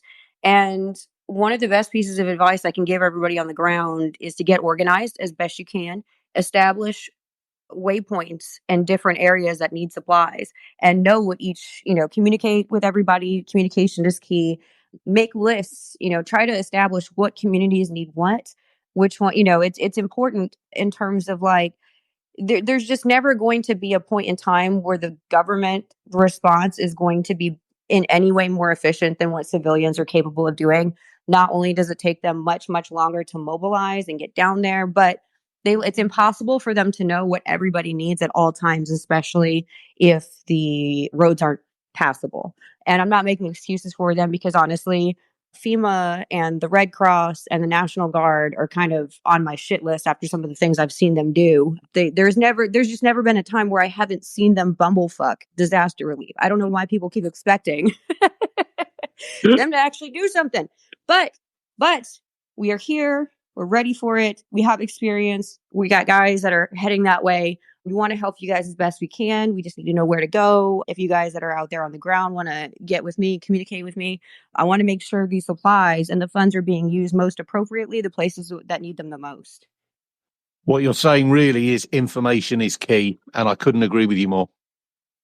Just the organization itself, just like keeping everything organized, knowing who needs what. It's going to keep things from going places that, you know what I mean? There's one waypoint may need bottled water. One may have too much bottled water. And if you do that, and the thing that everyone found out the hard way, especially after Hurricane Maria, is that you can't just let bottled water sit. It goes bad very, very quickly, especially in daylight. So it's important to make sure that like not only are the supplies coming in going where they need to go, but the supplies that have already been distributed, if we find that like things need to be moved around, we can totally coordinate that. We just need to know what's going on.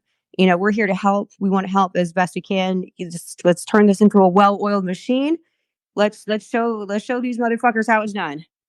One thing I want to encourage everybody to do, the comments section on this, you could put any needs you have or any services that you have to offer. You could put them in there that everybody could then see them. So that'd be a good central place to list information pertinent here today.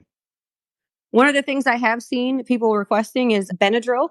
The wasps are something awful, I guess. And that's the one thing that I've heard multiple people come to me and say, hey, like we need allergy medication and over-the-counter medications and things, especially the chewable Benadryls, because there are people out there who are allergic and there's just nothing they can do otherwise. Absolutely. Another thing to add on to that is if you are have the ability, I've been hearing a lot of people need good topographic maps of the area that, you know, if you live in the area and you could recommend where people can get them, or if you live outside and do the same. I know that a lot of rescuers on the ground from out of the area need good, high quality maps. I guess with that, do we have any other speaker requests? If not, someone just raised their hand. Oh, that's Heather by the looks of it. Yes, Benadryl. I've heard just recently, and again, this would be another tough find. Bee pollen. Honey and bee pollen. I know it's expensive. I know it's heavy, but those are things that do not go bad. And it's not you're not gonna have to buy it at a drugstore. But if there's some way that anybody can get that sort of thing in the supply list, that would be a great thing to add. Perfect. Hang on. Can y'all hear me? Yeah. Gotcha. My wife just sent me this, said I guess from Virginia Tech. As you navigate this difficult time, Virginia Tech has following resources available for students and employees. You could reach the Cook Counseling Center at 540-231-6557. Just a friendly reminder, Montgomery County also got hit pretty hard in the storm. New River Junction and whatnot, several homes were underwater. And our illustrious governor has left Montgomery County off of the disaster area list. But places like Giles, down in Damascus and whatnot, our own backyard got hit pretty hard as well. So if you need those resources, that's available as well to y'all. Go ahead, Kat. I just want to add one more thing really quickly. Before we stop taking speaker requests, if there's a way that we could maybe have a discussion with a small business owner or an individual or just outside kind of the blast radius where we could establish a location for people to ship supplies to, like either, somewhere where it's not affected, where, we can still have Amazon, UPS, but is close enough to the edge of where the disaster hit that folks can just kind of run shit back and forth as it gets delivered. And I think maybe establishing like an Amazon wish list or something, you know what I mean? Where we can have supplies shipped. When I was in Arecibo, one of the things that we did with like the bread factory, I met with the city council while I was there to help them get organized. And that's kind of logistics is kind of my my jelly and the disaster situation. We had the bread factory over there was the established shipment location because everything could be locked up. The place was secure. We obviously like trusted the owner. He was on the city council. That way, if there are folks that really want to help and have the funds to do so, but like don't know what or how to get it there, they can't get it there themselves. We could have things shipped to a single location where folks can organize and sort and take things to where they need to go. That's a great suggestion. Yeah, absolutely. Like a forward operating base, basically. Yep. We called it the command post. Go Cajun Navy, Cajun Army. The war room. I got some great pictures. I hate to say I got some great pictures out of some of the work that I've done. Man, just some absolutely breathtaking photos of just the damage that hurricanes can do. The best thing everybody can be doing, like y'all mentioned, document it. Document it. Document not only what the federal government's not doing, but what we're doing. Show the world that we can kick their ass and do more for ourselves. This is voluntarism, y'all. Let's Love show it. the world what we can fucking do. This is America. America.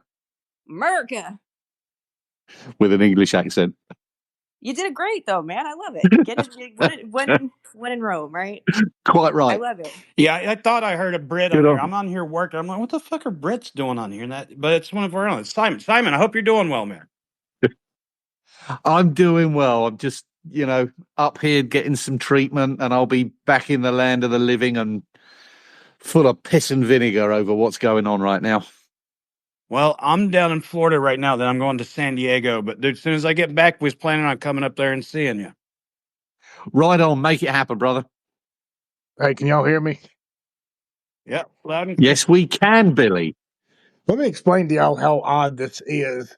So on my phone, I'm hosting this spaces through the podcast, and my wife and I both simultaneously volume would go in and out. We can speak, but we certainly can't hear anybody. And then at times we would hear people.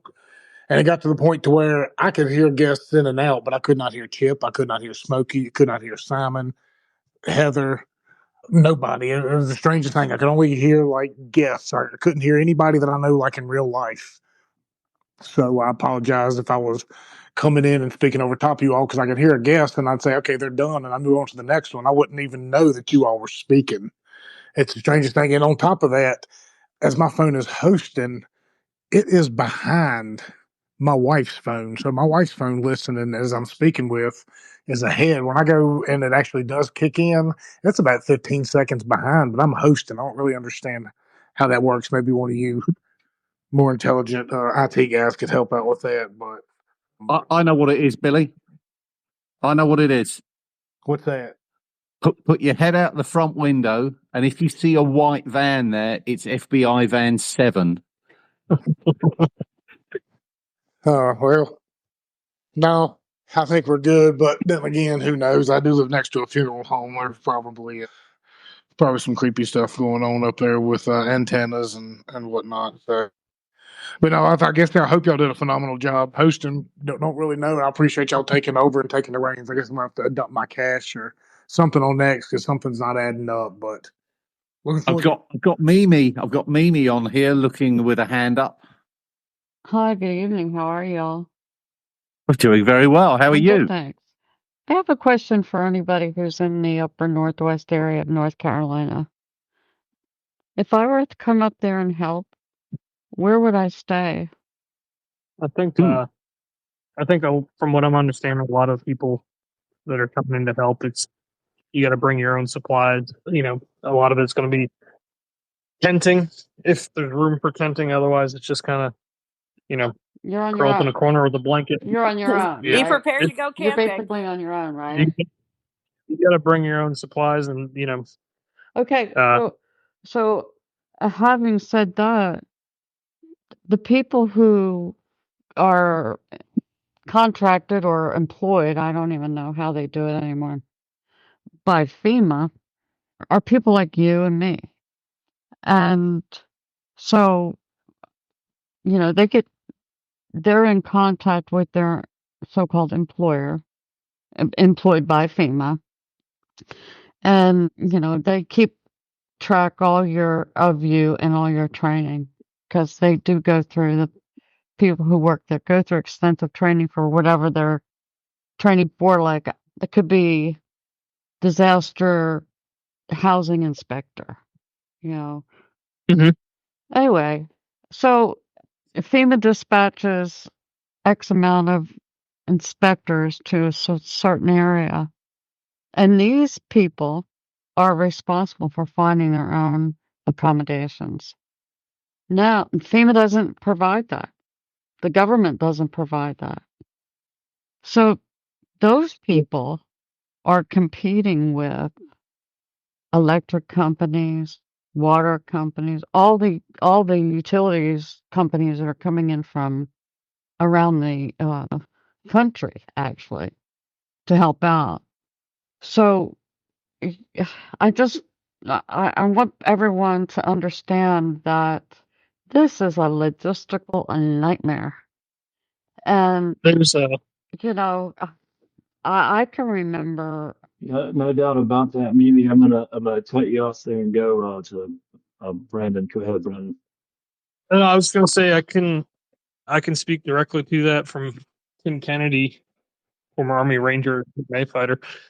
He was helping pull people out of their collapsed houses and brought a family down off the mountain. They were gonna went to a local hotel to try and get them a place to stay for the night, and the hotel told them it was completely booked up and it was all FEMA personnel. They were sitting cushy in nice rooms while people who were you know rescued from probably with dying within an hour were denied a room.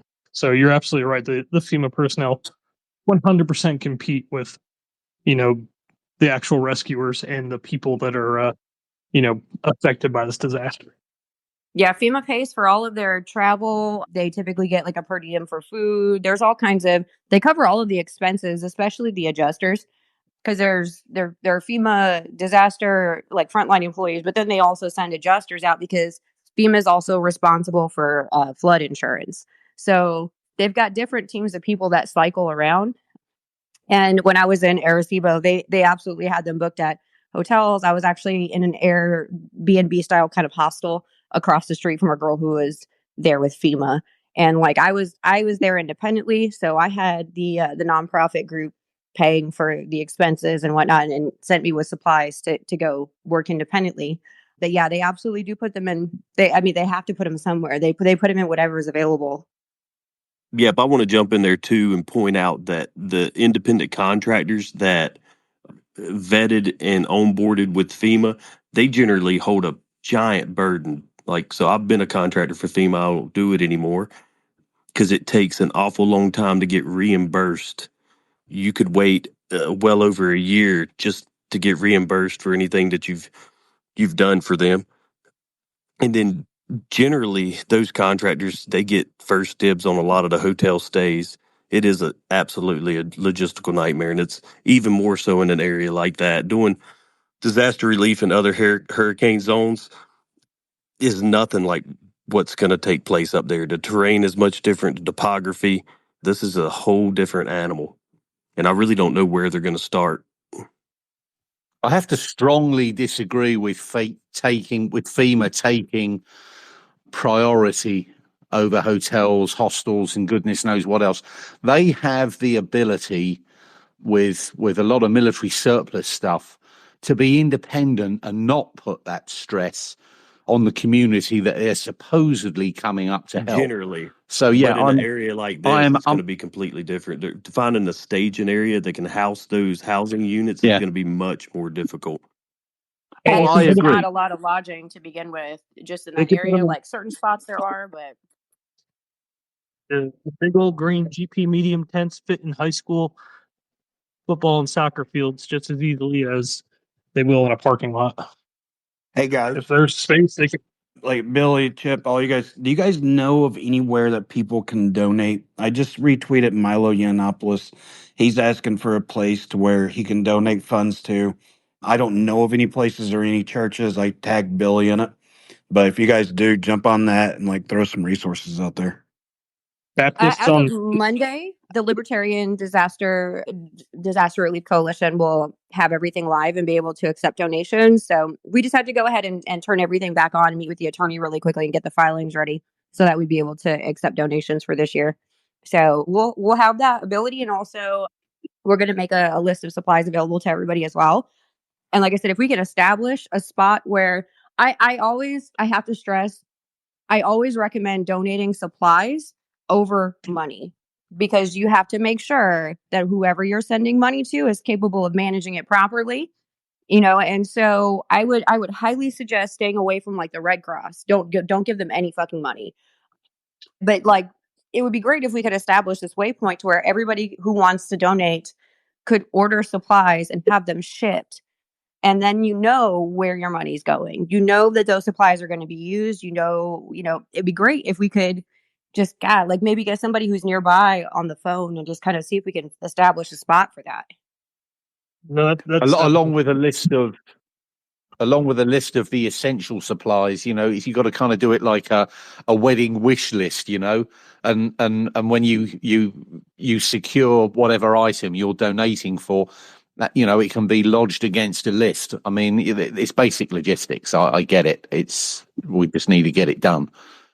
Everybody is in a panic. Everybody is scattered resources. There's a lot of trauma that comes with being abandoned by the government after a disaster hits, and most people aren't ready to live without utilities regularly. Some of us freaks do it for fun, but most of these folks have no idea, and their house is gone, like their possessions are gone, their family might be missing. Now is not the time to expect them to really have to do anything but relax. That's why volunteers are important. That's why organization is important. Communication is important. We want to make sure that these folks are taken care of, because they're not in any position or any kind of mental state to be making these kinds of, to be doing this for themselves. That's why we need to work together as a community, even as an online community. I mean, we have all the trucking, when it comes to Amazon, UPS, FedEx. I mean, all of these companies can be shipping items to an FOB, if you will, a forward operating base. And this would be a great solution, because it wouldn't tie up the resources that we're looking to use. And it gives an element of independence.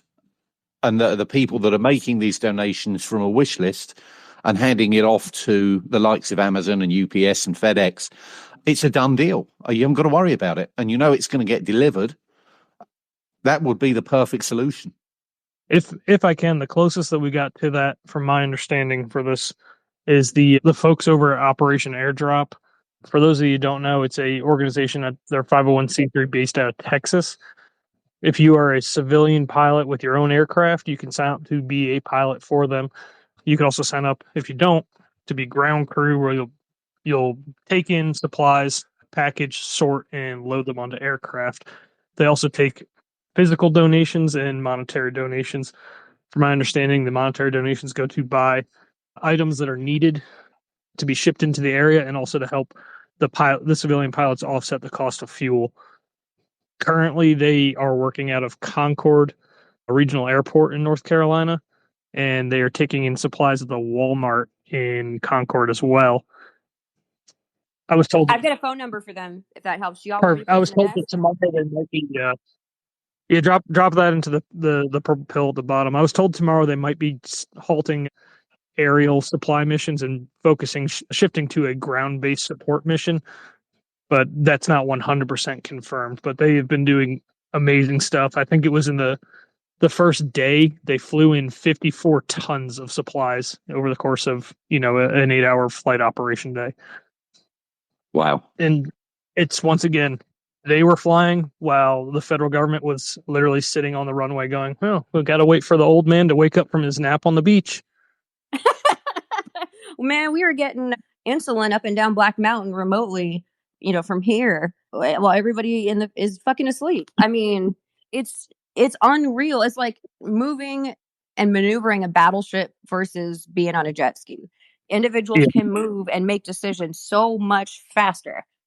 Yeah, that's the benefit. That's the I got to advantage. check with my supervisor to make sure that's okay. Or, and then he's got 10 supervisors above him that need to approve it. Yeah. Circle jerking motherfuckers. I didn't even say that out loud. Did I say that out loud again? Oh, God. Thank the good Lord for wonderful civilians that, don't let big government get in their way. And that's kind of the whole thing that dealing with this FEMA stuff is it, especially if they're just a bunch of fat lesbians in polo shirts, push them the fuck out of the way. Don't let them stop you from helping people because Bravo. But isn't there some Throw kind a of donut good and run the other Samaritan direction. law to say, like, if you're trying to help others out, and like, Chip, do you know anything about this, the Good Samaritan stuff? community cares. I'm not sure. I think it was something like if you're trying to save somebody's life, but you invert or accidentally hurt them, that you can't be charged or something like that. But I think it works for this too. I'm not really sure. I know the Good Samaritan law is when people are administering first aid, particularly like CPR, when you're busting people's ribs, which is part of the CPR process. Invariably, you will break people's ribs doing it if you're doing it properly, and you cannot be prosecuted because of the Good Samaritan law. But where it goes beyond that scope, I don't know. Oh, no, don't worry. They can still arrest you. They basically declare like a quasi martial law in these situations, and they'll arrest you first and ask questions later. They just want you out of the way. So be prepared if you're going to go on foot. Just be ready. You might have to run from the police. Oh Hey, no, this is the I best. police. That's never happened before. Oh They're my all goodness. sad anyway. Libertarians and anarchists unite. This is our moment. It wouldn't be the first time for me either. To not sound sappy, but to quote an Englishman, this is Appalachia's finest hour, I believe. And to a greater extent, it's America's finest hour right now because everyday people are coming together and doing what, the people we put in place to protect us have failed to do.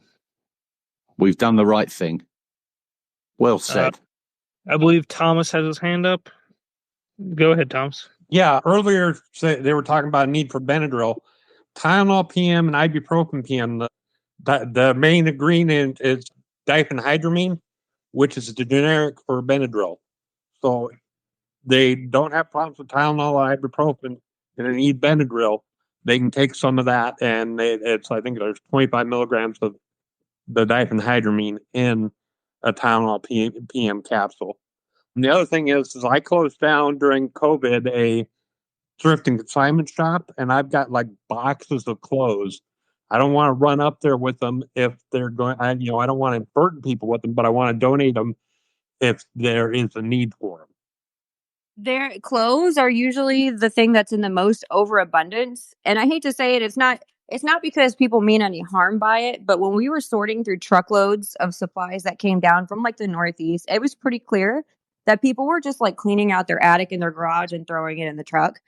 I would stick with critical life-saving emergency supplies, over-the-counter medicines, like you said, bottled water, food that is non-perishable, first aid supplies, just in general, even stuff that you, like for normal, disinfectant, things like bleach, hand sanitizer, paper towels. Don't throw it at them. Yeah. I do have all that stuff. I do have a buddy that has a warehousing setup that as a result of a tenant leaving after COVID, they has like a ton of hand sanitizer. I've already passed on the information to get a hold of Cassie to him, so hopefully he does. And that's the reason I asked about the clothes, because I know it's a lot of times they are not really needed, so that's why I didn't want to run them over there. I don't want to waste time and effort doing something that's actually going to be a hindrance. You actually touch on something that I think is worth mentioning as well. It's very tempting with us independent folks that are self-sufficient or trying to be self-sufficient, is to go through your supplies and think that you can, donate those. But I would urge you, when you do that, is to make sure that nothing is expired. What FEMA will do, and some of the other big agencies, anything that's expired gets tossed in the garbage. So for safety reasons. And absolutely, I mean, you and I, we all know that having a can of something that's a few months expired is perfectly fine to have a crack at, but it will not pass the sniff test with some of the bigger agencies. So I would urge people not to send expired items. In the same It's vein, if you're going to be donating children and baby supplies, make sure there's not a recall on it because that also gets thrown away. They do have to check. Yeah. So Yeah, just absolutely. anything like that. I did eat for your information, Simon. I ate a can of Campbell's Chili Mac earlier this year that was 9 years expired. Tasted exactly fine. I'll eat it if it's expired, but don't put that on other people. I also dealt with the You're a, listeria. You don't want to you're a, have to deal with listeria. Yeah. Well, if I can you're such a savage. if I can step back in for Hey, just we're a second. that's what I say there. When I was in the service back in the 80s, we were actually eating sea rats that were marked from the mid 1950s to the early 1960s. The Korean War. Oh dear Are you Lord. trying to suggest that the U.S. government didn't have your best interest at heart? Oh, that's not right. We got another hand up. Go ahead, Appalachian Liberty. Yes, sir. On the subject of allergy medicines and anti-inflammatories like aspirin and stuff like that, if you don't have that, there's a local plant called mullein, Mullein. It's also called cowboy toilet paper. It's huge, leathery, soft leaves, and it's. Some people say it's 10,000 times stronger than any anti-inflammatory. You can boil that into a tea and you can slowly like inhale the vapors and it'll stop an asthma attack. And you can boil it in, of course, boil it into a tea and drink it. It's very good for you. It's also edible. And then there was another thing, but yeah, mullein. I'll post a picture of what it looks like in the comments below. Yeah, mulleins really. It's prolific. Yeah, mulleins really good Yes. stuff. So it works primarily on lungs. So that's the reason it helps with asthma and everything. I think a lot of people call it lamb's ear, if I'm not mistaken. That's But correct. Yes. another good trick with it is that if you go fishing with it, as soon as the fish comes in contact with the oils, it stuns the fish and they just float right to the top. So it's illegal to do that.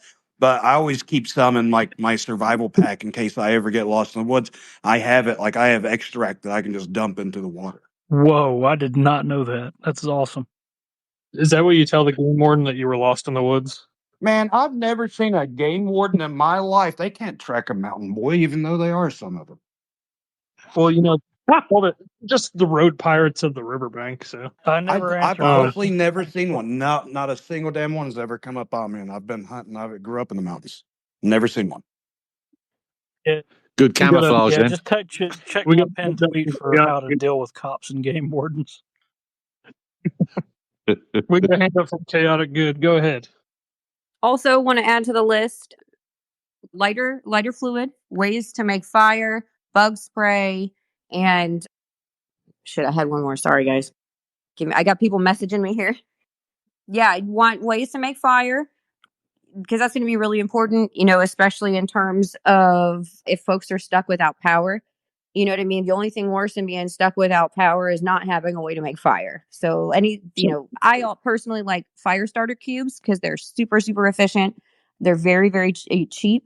You can get them in a big bulk box and that'll last you for a super long, like you can literally buy a bulk box of like 200 of them, just hand them out to people and they stay lit even when the wood is wet. And I felt like thinking back, that was one of the things that was really super important after everything was still like you have to worry about mosquitoes because everyone can get real sick from mosquitoes very, very quickly. So the bug spray and ways to make fire, we were intentionally lighting wet wood on fire to create a smoke screen. And we were the only ones on the block without mosquitoes bugging us. We cooked our food in the front yard, made us a little grill. And, really, if you enjoy primitive camping, like think about all the things that you need to bring with you for that, because that's how these folks are going to have to live until like the linemen can get out there and fix the power, which could be months. Imagine going months.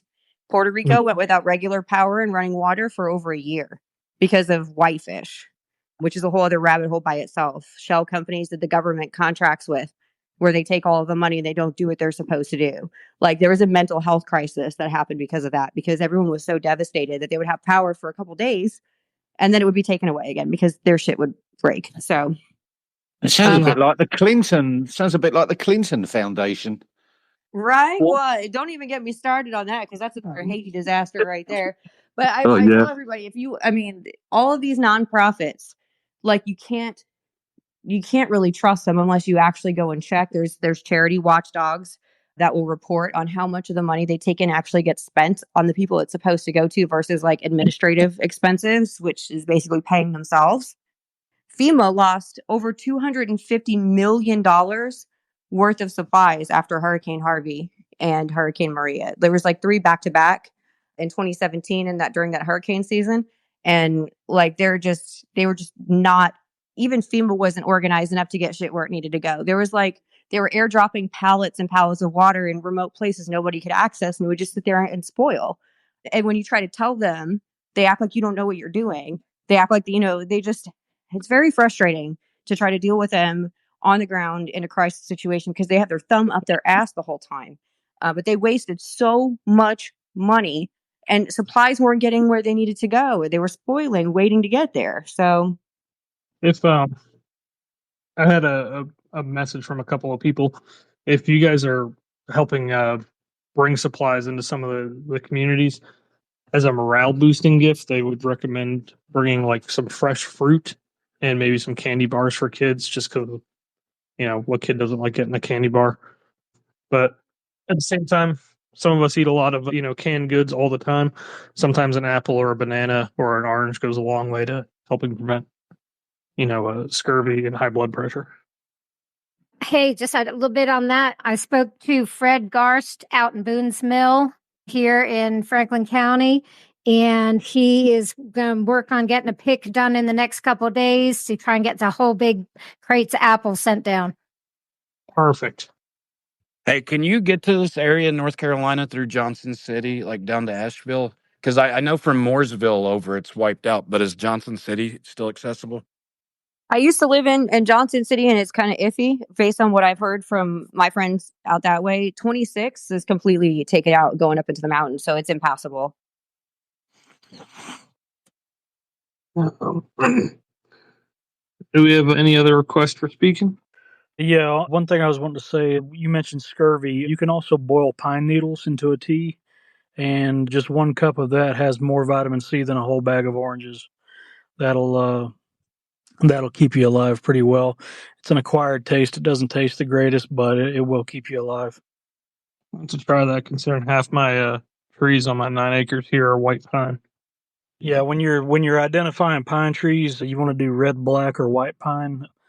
The needle bunches, if you hold the needle bunch like between your fingers and count how many needles come out of a single sprig, it's either 2, 3, or 5. Anything that's 1 is poisonous and it'll stop your heart in 5 minutes. But if it's 2, which is red pine, 3, which is black pine, and 5, which is white pine, all 3 of those plus cedar are perfectly fine to, and very good for you. Just make sure you're not, doing a yew tree because yew trees will kill you very quickly.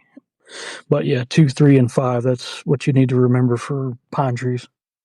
Great information. I am loving hearing some of the holistic natural remedies. Again, I've heard more than enough people say this evening, which is keep saying it. Appalachian people are going to survive. We are all survivors. We could handle it in the 1700s. We're handling it now. I'm so excited to hear from everybody. I'm signing off and going to bed. Thank you, Billy. Thank you, Appalachia Podcast. Talk to you soon, sweetheart. Night. Good night. We had just had a speaking request from Angie Davis. Angie, you with us? Yes, yes.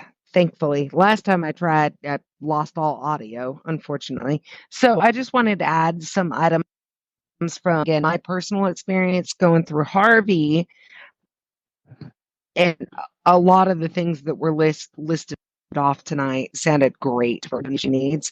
But let's think about also Bactine, baby wipe, toilet paper, even if a person doesn't have a functioning toilet and maybe they're using a bag or a hole in the ground or a bucket, like toilet for women, toothpaste, toothbrushes, hydrated meals, N95 masks, because mold and the bacteria will grow so rapidly after this disaster that N95 masks are really helpful in doing any demolition or even just going into their homes to try to salvage something if they have a home to go into salvage something from. Of course, baby formula, diapers, bug spray was already mentioned. Things for pets are also really important. And I just wanted to mention that. So anyway, this has been a really great Thank you. talk. Of And I appreciate y'all having me on here. course. Thank you. We have any more speakers or any of the hosts have anything else they would like to add? Billy or Chip? That was a good show. A lot of good information. We just got to coordinate it and keep this information coming in and going out. I agree. I want to say I'll say my last piece for the evening, and then I'll turn it over to you guys. Thanks for having me on. Thanks for doing this. As everyone's reiterated multiple times tonight, we're a very strong region. We're down right now, but we are not out. We never will be out. Help who you can, help how you can, and don't let fat lesbians in white polo shirts tell you you can't help people. How delicately put. Well, yeah. I hope you get well soon, and can't wait to see you back down here. Oh, bless you, mate. I'll be down there as soon as you can, kick a can down the road. Well, I'll be with you soon. All right. Have a good night, Hey, guys. thank you, Smoke. All right, mate. Cheers. Simon, can you hear me? I can indeed, Perfect, mate. perfect. Well, I just wanted, I guess, we'll go ahead and get off here and call this a night. To reiterate what Smokey said, I appreciate everybody being a part of this. Appreciate Chip hosting and helping out, and Smokey as well, and all y'all jumping in here. I was having technical difficulties. I don't know what's going to happen. I have to worry about that at a different time, but I think it was a good conversation, and I enjoy this kind of thing. I think we should do this more often and get people in here and conversating and talking and networking and keeping Appalachia. If we're going to make this place as good as it should be, it's up to us. So we all have to band together, and this is a phenomenal place to do it. So I appreciate everybody who did jump in here and who did hang out with us. And just remind Simon, I'll let you sign off once I'm done with my little rant here. But appreciate everybody that's been out there and helping and sharing stuff and following each other. Look, that's part of it too. We've got to follow each other and share each other and stay each other's timelines. That way, we know what's going on in different parts of Appalachia and different regions and how we can connect and share resources and help each other out because it's up to us. So, for everybody that is tuning in and listening to this. We appreciate you and everybody that's chipping in and helping out in the relief efforts. And, come over and listen to the show sometime. A lot of the people that spoke on here have been on the show before. A lot of the people who are speaking are going to be on soon. We have a lot of fun with it. And we also have a Patreon too. We'll drop.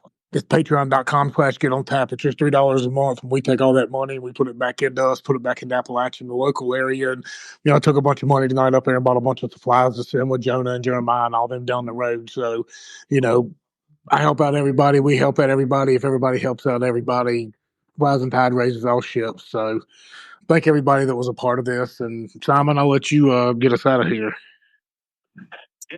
Yeah, no, this is my first.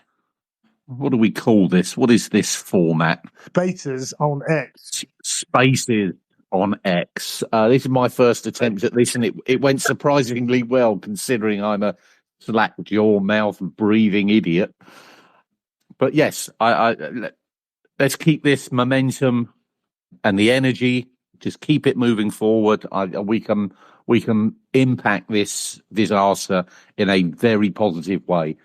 And let's not take our foot off the gas at all. This is going to be a long haul, and appreciate everyone's thoughts and efforts in helping this region. We can make a difference, folks. Absolutely. So give us, go check out some of our shows. We have a lot of interesting guests, a lot of homestead stuff, farming stuff. We put Appalachia first. That's how it's always been. And I'm glad to continue that path forward. And I've met so many great people doing this and spoke with so many good people. And I look forward to doing more of it in the future.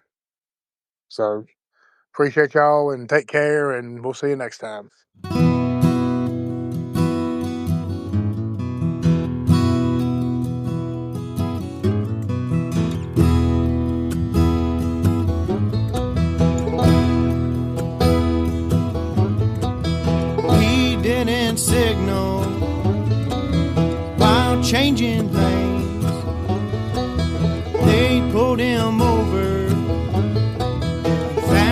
cocaine. She said, I love you. Yes, I love you forevermore.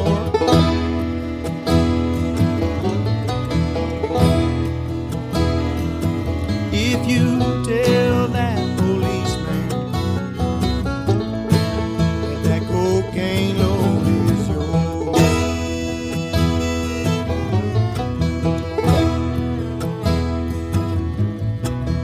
he spent time locked up. She ran around. Everyone knew it. Small country town. While he lay rotten, Lord, she was blowing on his door.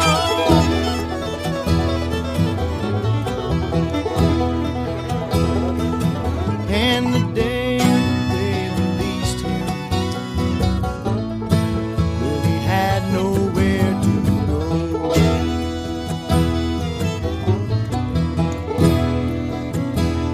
Lord, and it's ashes to ashes, and you know it's dust to dust.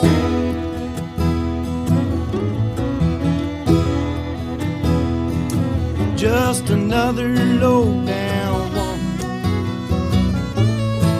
that a man can't trust.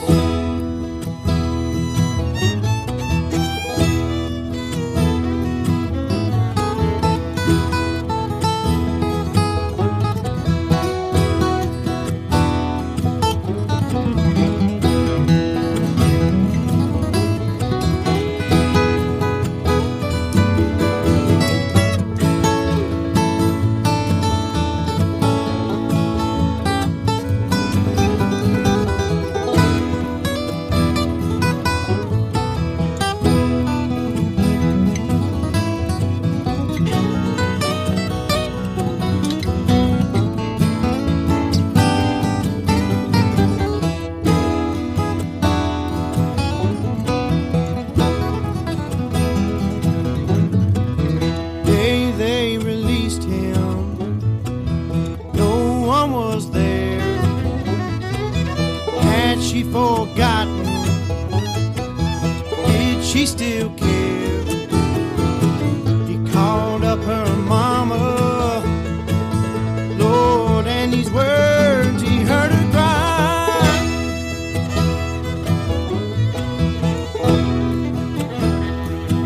Lord, that no good daughter of mine spend all your money on cocaine, overdosed and died.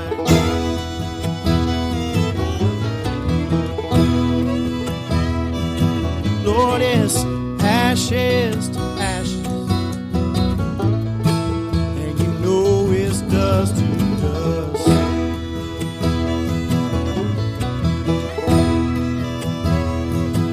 Just another low down woman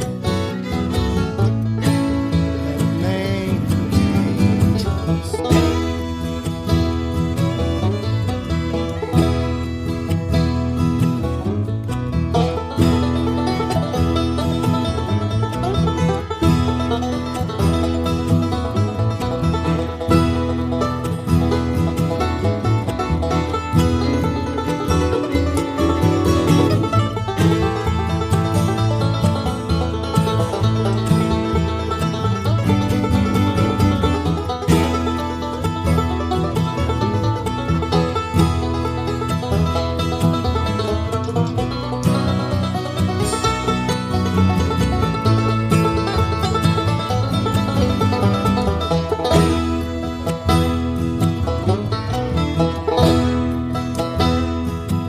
In the spring, one sunny day,